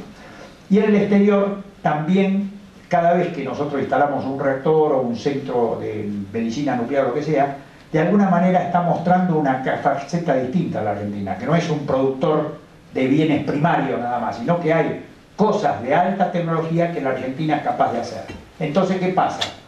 Cuando va un productor argentino, un industrial, que va a vender un equipo, como hay máquinas muy buenas para la parte agropecuaria, o para, qué sé yo, los equipos para gases, los coches, para lo que sea que salen industriales argentinos, ven que hay una cosa más fértil, porque un poco el razonamiento, por lo menos así a nivel de la mente de los futuros compradores, dice, bueno, si hicieron el reactor nuclear y ganaron a las mejores empresas, o hicieron esto, lo otro, hacen radares, hacen satélites, ¿cómo no van a hacer una máquina agrícola competitiva o un sistema de gas, lo que fuera? Así que nuestra contribución tiene que ver con cosas en la Argentina y con cosas de otras empresas que van a exportar. La próxima. Y en definitiva, y esta sí es la última, el desarrollo tecnológico de un país, un poco yendo a lo que decía Pablo al principio. El elemento tecnológico no es el único, pero es un elemento muy importante de la competitividad. Digamos, y un país, bueno, si realmente quiere exportar, bueno, tiene que ser competitivo. Además, si permite que ingresen productos de afuera, los fabricantes que producen para el mercado local tienen que ser competitivos. Bueno, la parte tecnológica es un elemento fundamental, y eso es el resultado de una acción conjunta del Estado y las empresas, ¿no es cierto?, que movilicen obviamente el elemento que pensamos nosotros que es y debería seguir siendo, y cada vez más, que es la materia gris. En el caso de INVAP estamos un poco en el medio de todo eso, porque somos Estado, en este caso provincial y nacional, un poco de cada cosa, pero a su vez nos comportamos como empresa, así que estamos dentro de ese esquema, somos una cosa que sintetiza de alguna manera un poquito todo eso. La próxima, Carlos. Bueno, en definitiva, esta era la parte de la presentación. Discúlpeme si se hizo larga. Hay un video de 4 minutos que yo creo que vale la pena. Por ahí, Carlos, si lo podés poner rápido, si no lo dejamos. Si no, nos van a matar acá. ¿Lo podés poner, Carlos? Sí, pasa que... Bueno, si hay preguntas, mientras él trata de ponerlo, no sé, Pablo, cómo es el estilo. Sí. Bueno, parece que hay muchas preguntas. Muchas gracias, Carlos. La idea es abrir un poquito algunas preguntas. Vamos a ir preparando todo lo necesario para ver estos videitos y arrancamos, dale. Sí, a lo mejor... Espera un momento, Carlos. Espera que haga la pregunta. No, muy cortita. El tronador, ustedes no participaron en nada, ¿no?, del desarrollo de eso. No, en la parte de lanzadores satelitales es un tema que lo maneja la CONAE y con digamos, lo desarrollan ellos. Tienen una empresa, BEM, una empresa que crearon, que creó la CONAE, con la cual están trabajando, y sé que trabajan con algunas otras organismos de ciencia y tecnología, pero nosotros no estamos participando. ¿Y en el reactor de 25 megavatios, en el CAREM, tampoco? No, en ese sí. ¿Sí? Ese reactor, bueno, yo lo mencioné acá porque si no me van a matar de en serio. Ese es un proyecto que presentó INVAP en un congreso internacional en el año 84, el concepto. Si se hubiera desarrollado, aunque sea en 15 años, en 20 años, o sea, en el 95 lo hubiéramos tenido listo, hoy se podrían vender unos cuantos en el mundo porque hay una tendencia de todas las empresas nucleares a tener algún reactor de 100, 200, 300 megavatios, que sería digamos, la escalada natural del de 25, mostrar la tecnología y hacer después de 100, 200, 300. Lamentablemente eso sufrió todas las cosas del 90, en el 80 también, la falta de financiamiento no se hizo. Hoy lo retomó la CONEA y está dentro del plan nuclear argentino como un elemento, pero está en cabeza de la CONEA y nosotros participamos en las cosas, por ejemplo, la instrumentación, la parte de procesos químicos, en varias etapas estamos participando, pero es un proyecto de la CONEA. La responsable total del proyecto, así como en Australia fuimos nosotros, en este caso el CADEM hoy es la CONEA y nos contrata cosas a nosotros que nosotros le hacemos, que se integra con lo que ellos hacen. Sí. Sí. ¿Habías levantado la mano? ¿No? Ah, ok. Entonces se Sí. Un comentario, sobre todo dentro del contexto internacional, Sí. comentabas de lo importante que es el desarrollo propio. Esto me imagino que se potencia con iniciativas, por ejemplo, de parte de Estados Unidos como ITAR, Sí. que impide la exportación de cualquier material que ellos consideren estratégico, y lo cual hace que todos los países que están desarrollando tecnología empiecen a buscar tecnologías no ITAR o libre de ITAR. Claro. Es una disposición que hizo el gobierno de Estados Unidos, corregime si me equivoco, después del 11 de septiembre, por el cual se prohíbe a las empresas norteamericanas proveer de cierto tipo de material a desarrollos tecnológicos de alto nivel, como por ejemplo en la parte aeroespacial, y eso hace que distintos países busquen otros mercados, y en eso Argentina le puede venir muy bien. Para darles un ejemplo, ¿Qué comentario Mirá, para darles un ejemplo, ella preguntó qué es el ITAR, yo se lo voy a demostrar con un ejemplo. En la década del 90 nosotros pudimos avanzar y transformarnos de una empresa netamente nuclear a una empresa espacial, o a un sector dentro de la empresa espacial, muy rápidamente, porque hubo un apoyo muy grande de la NASA. La gente nuestra iba a la NASA y tenía prácticamente todo abierto, rápidamente aprendíamos cosas, etcétera, etcétera. Afortunadamente, quiero decir, el 2001, el 11 de septiembre de 2001, fue en el 2001. Si hubiera sido en el 91, no hubiéramos podido hacer nada de eso. ¿Qué pasó después de eso? Después de eso a mí me pasó esto, no me lo contaron. Fuimos a una empresa, en este caso nuclear, y estábamos en una sala de espera mientras esperábamos que viniera la gente para hacer una reunión. Mientras estábamos esperando ahí que vendría la gente, que yo le pregunté al anfitrión americano, le dije que quería ir al baño. Quería ir al baño. Y yo noté que estábamos solos, con una sola persona. Éramos 3 argentinos y había un americano que era, mientras estábamos esperando que viniera más gente. Y yo lo noté al tipo que se puso nervioso. Hasta que justo apareció otro más y ahí me dijo, bueno, vamos. Y entonces me acompañó hasta el baño, prácticamente, no te digo que me llevó hasta adentro del baño, pero se quedó ahí y volvimos juntos. O sea, quiero decir que después el ITAR significa todo eso, significa que la información, no solo los componentes que se refería a tu nombre, César, sino que la información, una manera así de montones de cosas, yo le dije, bueno, esto no lo puedo comentar. O sea, mismo la gente nuestra, técnicos que iban a la NASA, en los mismos laboratorios, con la misma gente que antes le decía un montón de cosas, le decía, bueno, esto te puedo decir, esto no te puedo decir, esto, decime vos qué vas a hacer, y por ahí te puedo decir que sí o que no.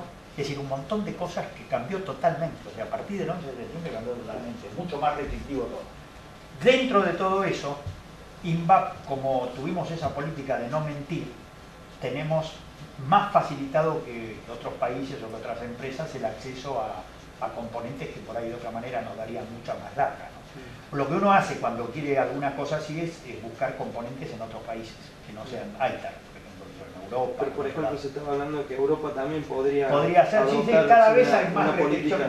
Claro, cada vez hay más. Entonces eso hace quizás que urja más el desarrollo de componentes propios. Sí, de componentes propios. Lo que pasa es que esas tecnologías son complicadas. Hay un proyecto de desarrollar por lo menos la capacidad de ingeniería de circuitos integrados y cosas por el estilo. Hay un proyecto ahora que está haciendo el INTI con el Ministerio de Industria, con el Ministerio de Ciencia y Tecnología, en el cual nosotros también estamos participando de poner una capacidad, pero bueno, digamos, nos faltaría, igual de todas maneras nos va a faltar muchísimo, así que tenemos que por ahora confiar en tener proveedores de afuera, y hoy prácticamente no se fabrica ningún componente electrónico en el país. Sí. ¿No querés? Ha saltado el compañero. Sí, Sí. en relación a lo que él estaba diciendo de las empresas de componentes. Pregunte ella y después pregunte. Dale. Con respecto a las empresas de componentes electrónicos, ¿no cree usted que existe un nicho de mercado de empresas electrónicas, sobre todo en Córdoba, que podrían ser potenciales proveedoras? ¿Cómo hacen ustedes la política de desarrollo de proveedores? Bueno, justamente nosotros estamos haciendo desarrollo con una empresa de Córdoba, justamente. Sí, por eso le pregunto. Pero ellos no fabrican componentes, ellos fabrican la parte ya de armado de circuitos integrados, o ya parten de otra, no a nivel de componente. A nivel de componente va a ser muy difícil porque hay las foundry, que se llaman las fundiciones, es donde se fabrican los circuitos integrados, son inversiones muy grandes, tecnología muy desarrollada, que se puede hacer. Nosotros en el año 80 y pico estábamos con un proyecto, tenía Baroto en el año 86, no sé, Carlos, 87, más o menos 86, 87, hace 25 años, donde se habían llegado a comprar algunos equipos en ese momento de implantadores de iones, en fin, tecnologías que hacían a fabricar esos componentes. Pero después eso, cuando vino la malaria de fines de los 80 y qué sé yo, y después vino los 90, se tuvo que cortar todo eso. No, porque pensando en la cultura empresarial que usted acaba de describir, el tema del desafío, el tema de la política, digamos, en este momento de apoyo a ciencia y tecnología, tal vez sería un desafío. No, lo estamos haciendo. Porque esa cadena de valor que se generaría a partir del desarrollo de empresas locales permitiría precisamente lo que él dijo al principio, que sería la independencia, la soberanía y el cortar con la dependencia. O sea, creo que es un desafío mayúsculo que, acorde a la cultura que usted describe, sería... Sí, el tema es que la fabricación de esos componentes, digo, implica inversiones de capital inmensas, no se justifica hacerlo en cosas, en series muy chicas. Algunas cosas, por lo menos la capacidad de diseño, se está apuntando a tener la capacidad de diseño. Hay muchas empresas internacionales que tienen la capacidad de diseño y después funden en distintos lados, porque fundiciones no hay solo en Estados Unidos. Entonces ya tener esa capacidad es un pasito en esa dirección. Ahora, competir con los que digamos que fabrican volúmenes inmensos, es que yo, como decir, bueno, más o menos vamos a competir con Apple en fabricar computadoras, digamos. Lo cual no quiere decir que no se puedan hacer algunas, pero digamos, hay un salto ahí grande. De todas maneras, la política nuestra es tratar de que se fabrique en el país la mayor cantidad. De hecho, hemos ayudado a estas empresas cordobesas, ahora no me acuerdo el nombre, cómo es. Bueno, una es Consulten, pero no es la que hizo los amplificadores, ahora no me sale el nombre de la que hizo los... que justamente hace poco, un par de meses atrás, lo calificamos, porque bueno, habían llegado ya un producto de calidad, etcétera, y le vamos a comprar para las próximas estaciones de televisión digital la parte del... no es un amplificador, tiene otro nombre. Un equipo electrónico complejo que lo han fabricado acá. Lo estamos haciendo, pero componentes es más complicado. Sí,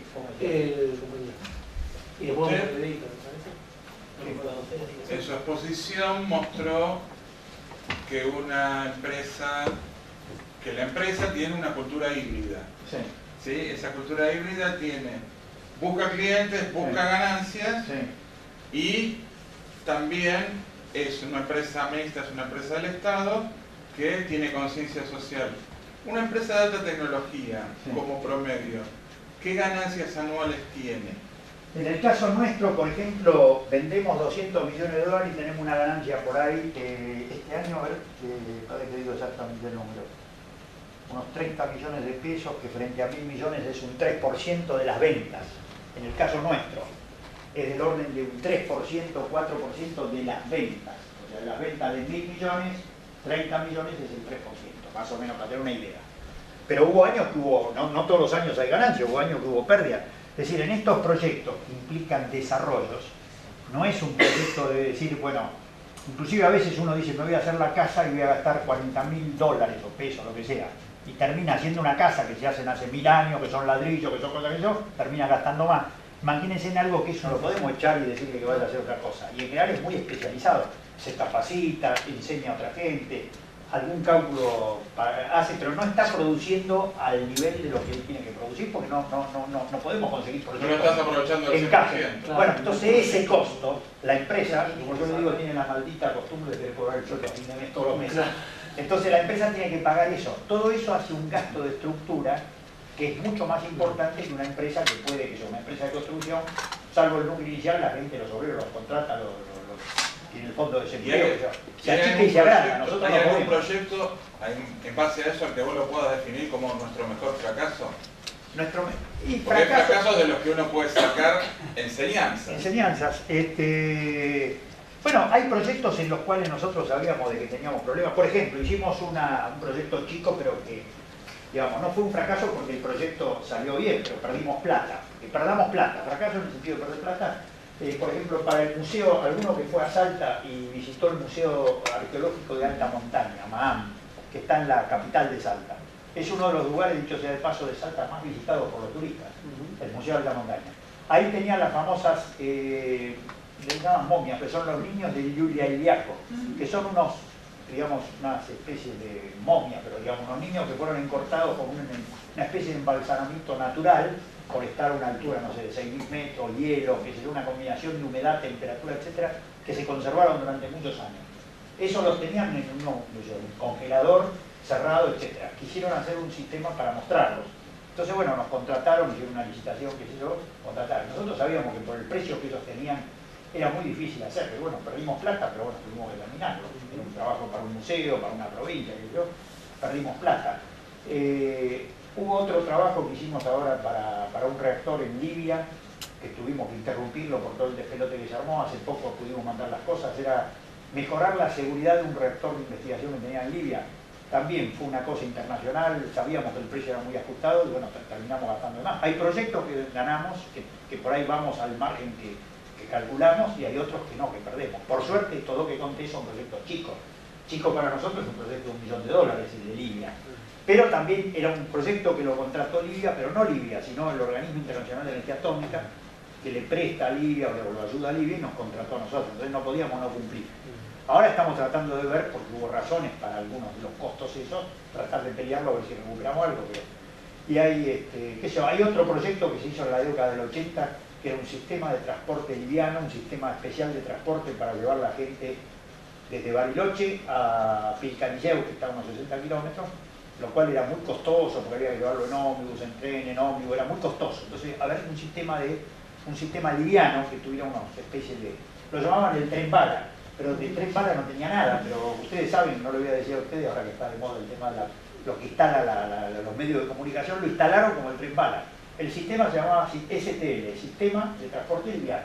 O sea, su característica no era ir rápido, y menos bala, era ser liviano, y por ser liviano podía ir en unos carriles elevados que lo independizaran de la nieve, de las condiciones climáticas, para ir de Bariloche a Pilcanilleu. Era una solución para un problema que teníamos nosotros. Bueno, se hicieron pruebas, quedaron prototipos y quedó inconcluso en la década del 80. Cuando vino la malaria, ese proyecto hubo que...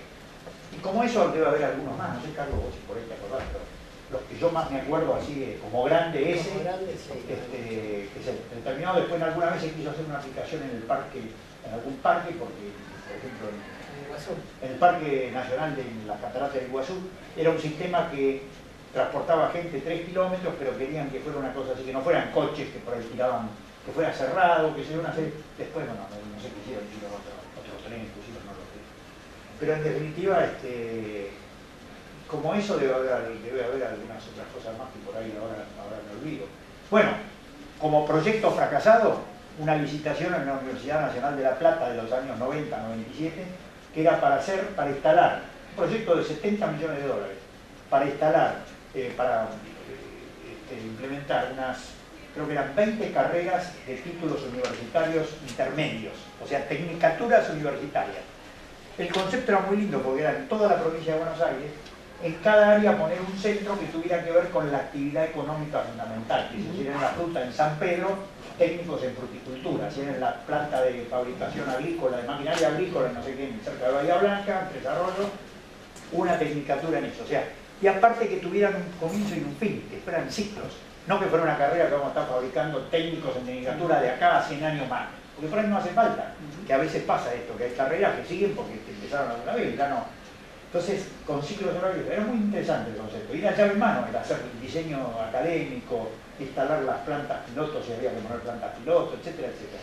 Todo eso, y bueno, la perdimos por razones que justamente hablábamos del tema de lo que era la falta de integridad. Había un consorcio francés-mexicano que, bueno, por supuesto tenía a las autoridades. En ese momento ahí no había radicales y peronistas, estaban unidos en en esos negocios, ¿no es cierto? Favores para un lado, favores para otro, bueno, es la Argentina. Eso también fue un fracaso grande. Pusimos mucha plata en eso, en preparar las propuestas, unirnos con una universidad de España para tener una experiencia en el marco académico que nosotros no teníamos, y era una propuesta muy buena. Y el Politécnico de Cataluña, que era una universidad muy buena en la mayor parte de esas carreras tenía muy buena. Bueno, los franceses también tenían académicamente un sistema muy bueno, pero fracasamos. Pero bueno, estamos en la Argentina y a veces, entonces como fracaso para mí el fracaso, el primero que se me ocurre es ese, porque no nos dijeron que no de entrada. Porque si alguien nos dice, mire muchachos, esto ya está solucionado, listo, no, nos incentivaron a... Es más, pedimos una prórroga para presentarlo, ¿te acordás, Carlos? Y nos dijeron que sí a la prórroga. Si ya estaba arreglado, ¿para qué me haces meter en una... Pedimos una prórroga, era una señal clara para decir, no, mire, no damos la prórroga y listo. Y pasó eso. Un ejemplo que no es exactamente de fracaso, pero es similar en cuanto a caso de Holanda, que es una licitación internacional, claro. donde el cliente tuvo una actitud... Claro, es un ejemplo interesante que dice Carlos, porque nos pasó hace poco, y para nosotros era el proyecto, después del de Australia, era el proyecto estrella, porque ya era en el corazón de Europa, de la Comunidad Económica Europea, o sea, Holanda. Había un proyecto internacional que participamos, nos invitaron a 3 países, participamos, Francia, Corea y nosotros. La mejor oferta fue la nuestra, les hago la historia corta, era la oferta preferida, se llama. Siempre antes de firmar un contrato, si digo, bueno, esta es la oferta preferida, ahora me siento a negociar un contrato, si me pongo de acuerdo, firmo el contrato, si no me pongo de acuerdo, paso a la siguiente, ¿no? Y en el interín que ya estábamos empezando a negociar el contrato, era la oferta preferida y todo, anularon la licitación, la discontinuaron, esa es la palabra que usaron, porque no tenían los fondos para todo el proyecto. O sea, se habían largado a hacer la licitación sin haber completado el financiamiento, porque pensaban conseguir parte privada, parte de la Comunidad Económica Europea y parte del gobierno holandés. Le fracasó eso, entonces suspendió la cosa. Y yo lo uso eso como ejemplo, aparte de una frustración como proyecto fracasado. A un costo elevado. A un costo elevado, porque uno preparar esa oferta nos cuesta $2 millones, porque por toda la implicancia, no es una oferta de mando algo de catálogo, hubo que hacer un proyecto especial para la necesidad de ese reactor, que era un proyecto, para darles una idea, de 300 millones de euros, o sea, casi 450 millones de dólares. No era una pavada. Así que por lo menos uno gasta del orden del 1%, un poquito menos, en preparar la oferta para competir. Bueno, igual es un antecedente, salió públicamente que la oferta nuestra era mejor, le habíamos ganado a los franceses y a los coreanos, no era poca cosa. Pero yo lo uso eso como ejemplo de decir, si esto hubiera pasado en la Argentina, diríamos que somos los sudacas, que cómo nos largamos a hacer una licitación, a gastar plata a empresas si no teníamos la plata. Bueno, esto pasó en el corazón de Europa. O la otra ejemplo, así con eso, que pasó también hace poco en Jordania, ganamos una licitación, de nuevo la oferta nuestra era mejor, económica, financieramente, y fuera ya de término, cuando estábamos discutiendo el contrato, el primer ministro de Corea le ofreció al primer ministro de Jordania un préstamo de $70 millones a 30 años, con 10 años de gracia y al 0,2% por año. Eso en definitiva, financieramente, uno hace los cálculos, es equivalente a rebajar $50 millones de un saque, ese ofrecimiento. Pero contra eso acá intervino hasta la presidenta, estuvo al tanto porque era interés político conseguir eso, pero acá en Argentina podríamos dar en vez de 30 años 10 o 12, en vez de 10 años de gracia 3 o 4, y en vez del 0,2%, 4 o 5%. Más que eso acá no podíamos hacer. Entonces esas son frustraciones de las cuales la Argentina esa es una cosa que es una condición que no la vamos a poder solucionar. Es más, si hoy no saliera un contrato de esos, al no ser creíble la Argentina hacia afuera, o sea, cualquier papel que firme la Argentina, la presidenta, el jefe del tesoro, que yo, no es creíble hacia afuera para los bancos, estoy hablando. No podemos dar garantías hacia afuera. O sea, salvo un país que confíe en el gobierno argentino por razones políticas. Pero en general, cualquier país que pide una garantía bancaria de un banco de primera línea, ese banco de primera línea dice, bueno, ¿qué me das para que yo te emita la garantía? Bueno, en el proyecto de Egipto, de Argelia, en esa época, le dábamos garantía del Banco Provincia de Buenos Aires, al Banco Provincia de Buenos Aires se la daba a la provincia de Río Negro, en fin, hacíamos una cadena de garantía y salíamos y dábamos una garantía de un banco de primera línea. En Australia lo que la dio es el Citibank, pero para que se la diera el Citibank tenía que tener el Banco Provincia, eso era antes del 2001.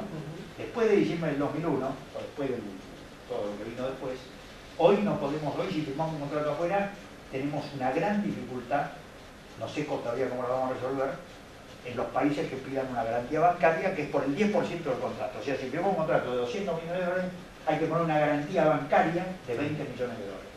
O si no, poner la plata. Es decir, la solución es fácil. Si uno le dice, bueno, en vez de la garantía te pongo los 20 millones de dólares en una cuenta tuya, se puede hacer, o sea, pero bueno. Eso porque Argentina está técnicamente en default. Bueno, no, yo no diría eso, yo no sé qué palabra usar. Yo lo que digo es que hoy, si uno va a un banco internacional para que emita una garantía para un contrato que consigamos afuera, no por ser INVAC, cualquier empresa privada que sea, si no acepta un papel firmado por el Tesoro argentino. Esta es la realidad, llamémoslo como lo llamemos. Ahora bien, si es Argelia, estamos por firmar un contrato con Argelia, esperemos que a fin de año, principio del año que viene. Argelia es probable que por razones políticas, por ser un país que lleva fin, más o menos, acepte las garantías del Banco Provincia, entonces las acepta, entonces no hay este problema. Esperemos que lo podamos resolver así, pero estamos en ese intríngulis. O del gobierno nacional. Yo creo que con total seguridad, si hay una garantía del gobierno argentino, el gobierno argentino la va a hacer, el gobierno argelino la va a aceptar. Ahora, si es en Holanda, los holandeses o en Australia, en cualquier país industrial, no van a aceptar por razones también políticas, económicas, sabemos lo que sea. Así que hoy es una situación compleja, yendo a las frustraciones o a las dificultades que uno tiene, y no tenemos, digamos, no tiene un gobierno, por más que nos respalda totalmente, no alcanza para resolver ese problema. Y no tiene los bolsillos profundos que tienen los coreanos que pueden dar ese préstamo. No se lo podemos impedir al gobierno nacional, eso. Sabemos que no se puede. Hay una pastillita y ponemos el video. Sí, una pastillita, bueno, eso es también parte de la complejidad del problema y es también una forma de protección de los países desarrollados frente al desarrollo de los países, porque no le pasa solamente a Argentina, le pasa a todos los países de América Latina que están intentando ganar esos mercados decaídos o caídos en desgracia en el marco de la crisis internacional. Son formas de protección que no son proteccionismo, entre comillas, bueno, sino que son formas lícitas de... Como pasa con los limones tucumanos de los Estados Unidos, que son las trabas, barreras no arancelarias. No arancelarias, pero que están allí, que... Una forma de homologación, exacto, de certificación, claro. Para arancelarias. Bueno, para arancelarias. ¿Carlito? ¿Tiene sonido? Sí. ¿Te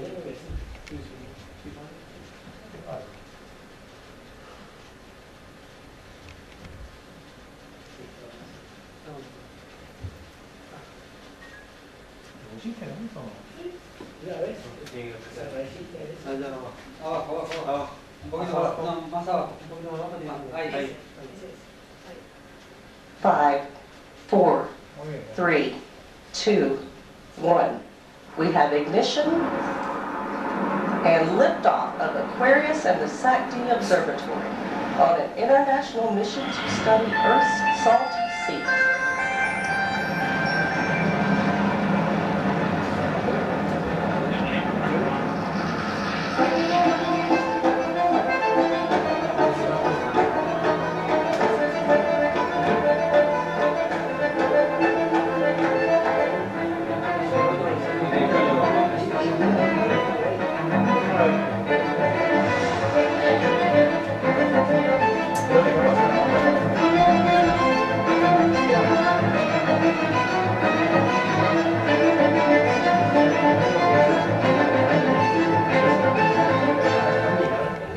Se va a montar sobre un satélite construido íntegramente en Argentina y por científicos argentinos. La ciencia y la tecnología en la Argentina ha tomado el lugar que le corresponde. Se trabaja mucho cuando uno viene a Bariloche, pero también se disfruta porque se consiguen cosas, los logros que se obtienen son muy reconfortantes. Tanto a nivel de la plataforma como la capacidad de encarar el desarrollo de una misión satelital, está a la vanguardia de la tecnología espacial. Es un proyecto científico que hace que ambos países trabajen con un objetivo común. Así que, al igual que los satélites anteriores, el A, B y el C, este es un proyecto que tiene mucho interés para ambos lados y tiene mucho periodo de inversión. Over the last 10 years, I've been working with our Argentine partners And they're incredibly talented and individuals, very personal, dedicated, and their willingness to work together and help. That has been the most key element that I can say. All these individuals are extremely talented and are willing to work together. That is something that you don't always see. So I'm very, very fortunate to be part of that team. Las cosas importantes se hacen cuando hay creatividad. Y los chicos argentinos son de una creatividad única. Frente a un problema no se achican y siempre salen imaginando algo para solucionar. So our work here is to finish the integration of the Kalman One experiment. Hemos invertido más de 650.000 horas de ingeniería de profesionales y técnicos de INVAP en el diseño, fabricación, ensamblado y ensayo del satélite. Se ha enviado el satélite a Brasil. Ahí durante prácticamente 8 meses se realizaron ensayos de compatibilidad electromagnética, ensayos mecánicos de vibración para simular el lanzamiento del satélite y ensayos en cámara de termovacío para simular lo que va a haber en la órbita propiamente dicha. En marzo del 2011 se despachó el satélite más todo el equipamiento de soporte en tierra a la base de lanzamiento Vandenberg en California, Estados Unidos.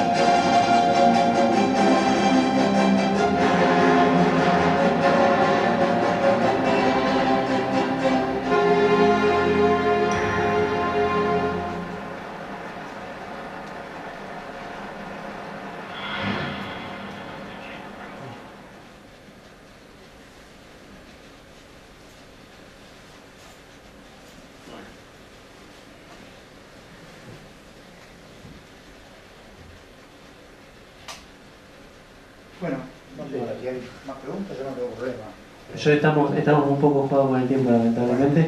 Bueno, me parece que quedan como muchas ganas de seguir, por lo menos indagando, investigando de qué se tratan todos estos avances, estos desarrollos. Y yo quiero pegar una pequeña reflexión, pero no a modo de cierre, sino a modo de seguir invitándonos a pensar estas cosas, a participar activamente en este tipo de conocimiento, en este tipo de difusión y en este tipo de discusión colectiva. Hoy un poco más temprano con Héctor hablábamos de lo interesante que resultan todas estas cuestiones para seguir subiendo el piso de los debates de la agenda pública en Argentina. Lo interesante que resulta tener esta información para seguir apuntando a aquello que nos parece que es prácticamente irrefutable en términos de lo que necesitamos para seguir pensándonos desde un punto de vista autónomo, colectivo y hacia futuro. Y allí aparece el desafío de seguir trabajando en esto, en seguir trabajando no solamente en la divulgación de estos conocimientos científicos, de estos conocimientos de gestión política, de los avances tecnológicos en Argentina. ¿Por qué digo no solamente en la divulgación? Porque me parece que hay problemas que son propios de las épocas y de los desarrollos de las sociedades. Y yo creo que un problema no es tanto la divulgación de los avances científicos ni de los avances y desarrollos tecnológicos, sino que tenemos un grave problema, lindo problema, grave por lo lindo, que es en cómo, sin descartar la divulgación, sin anular y sin apartar la divulgación por lo necesario que es contar lo que estamos haciendo, pero sí empezamos a hablar no tanto de divulgación y un poco más de popularización de la ciencia. Parece ser central que tenemos que empezar no a descartar la divulgación, pero sí a incorporar de qué manera logramos que estas presentaciones públicas, por ejemplo, sean asequibles, sean accesibles a un montón de ciudadanos que necesitan esta información. Y no necesitan esta información para ser más o menos favorables a un gobierno. Necesitan esta información para saber qué política de Estado no tienen que dejar de existir en Argentina para pensarse autónoma, colectiva, pública con proyectos de inclusión social importantes. ¿Qué proyectos son los que no debe dejar que les propien, que les saquen? Me parece que en ese camino este ciclo quiere apuntar, quiere ser solidario. La divulgación es importantísima y nosotros no decimos que tenemos que excluirla, pero sí me parece que hay un desafío muy propio de esta época que tiene que ver con incorporar a la divulgación un problema extra, que es la popularización de la ciencia y la tecnología en Argentina y en América Latina. Gracias por venir. Vamos a estar antes de fin de año metiendo alguna otra actividad, pensaremos cuál. Tenemos algunas cosas, unas travesuras pensadas muy interesantes que pueden llegar a incluir la invitación al propio Lino, que se ha mostrado interesado en que estos ciclos y esta forma de encarar el problema de la popularización de la ciencia sean alentados desde los propios ministerios, y veremos si podemos, y si no también estaremos trabajando sobre algunos de estos casos, que son casos no menores, porque aparte tenemos un tema, son casos que muestran y sintetizan el problema y al mismo tiempo son casos de una escala importante. Entonces no podemos, con doble razón, dejar de tratarlos y de seguir discutiéndolos. Muchas gracias, buenas noches y bueno, gracias Héctor, gracias Zimbabue.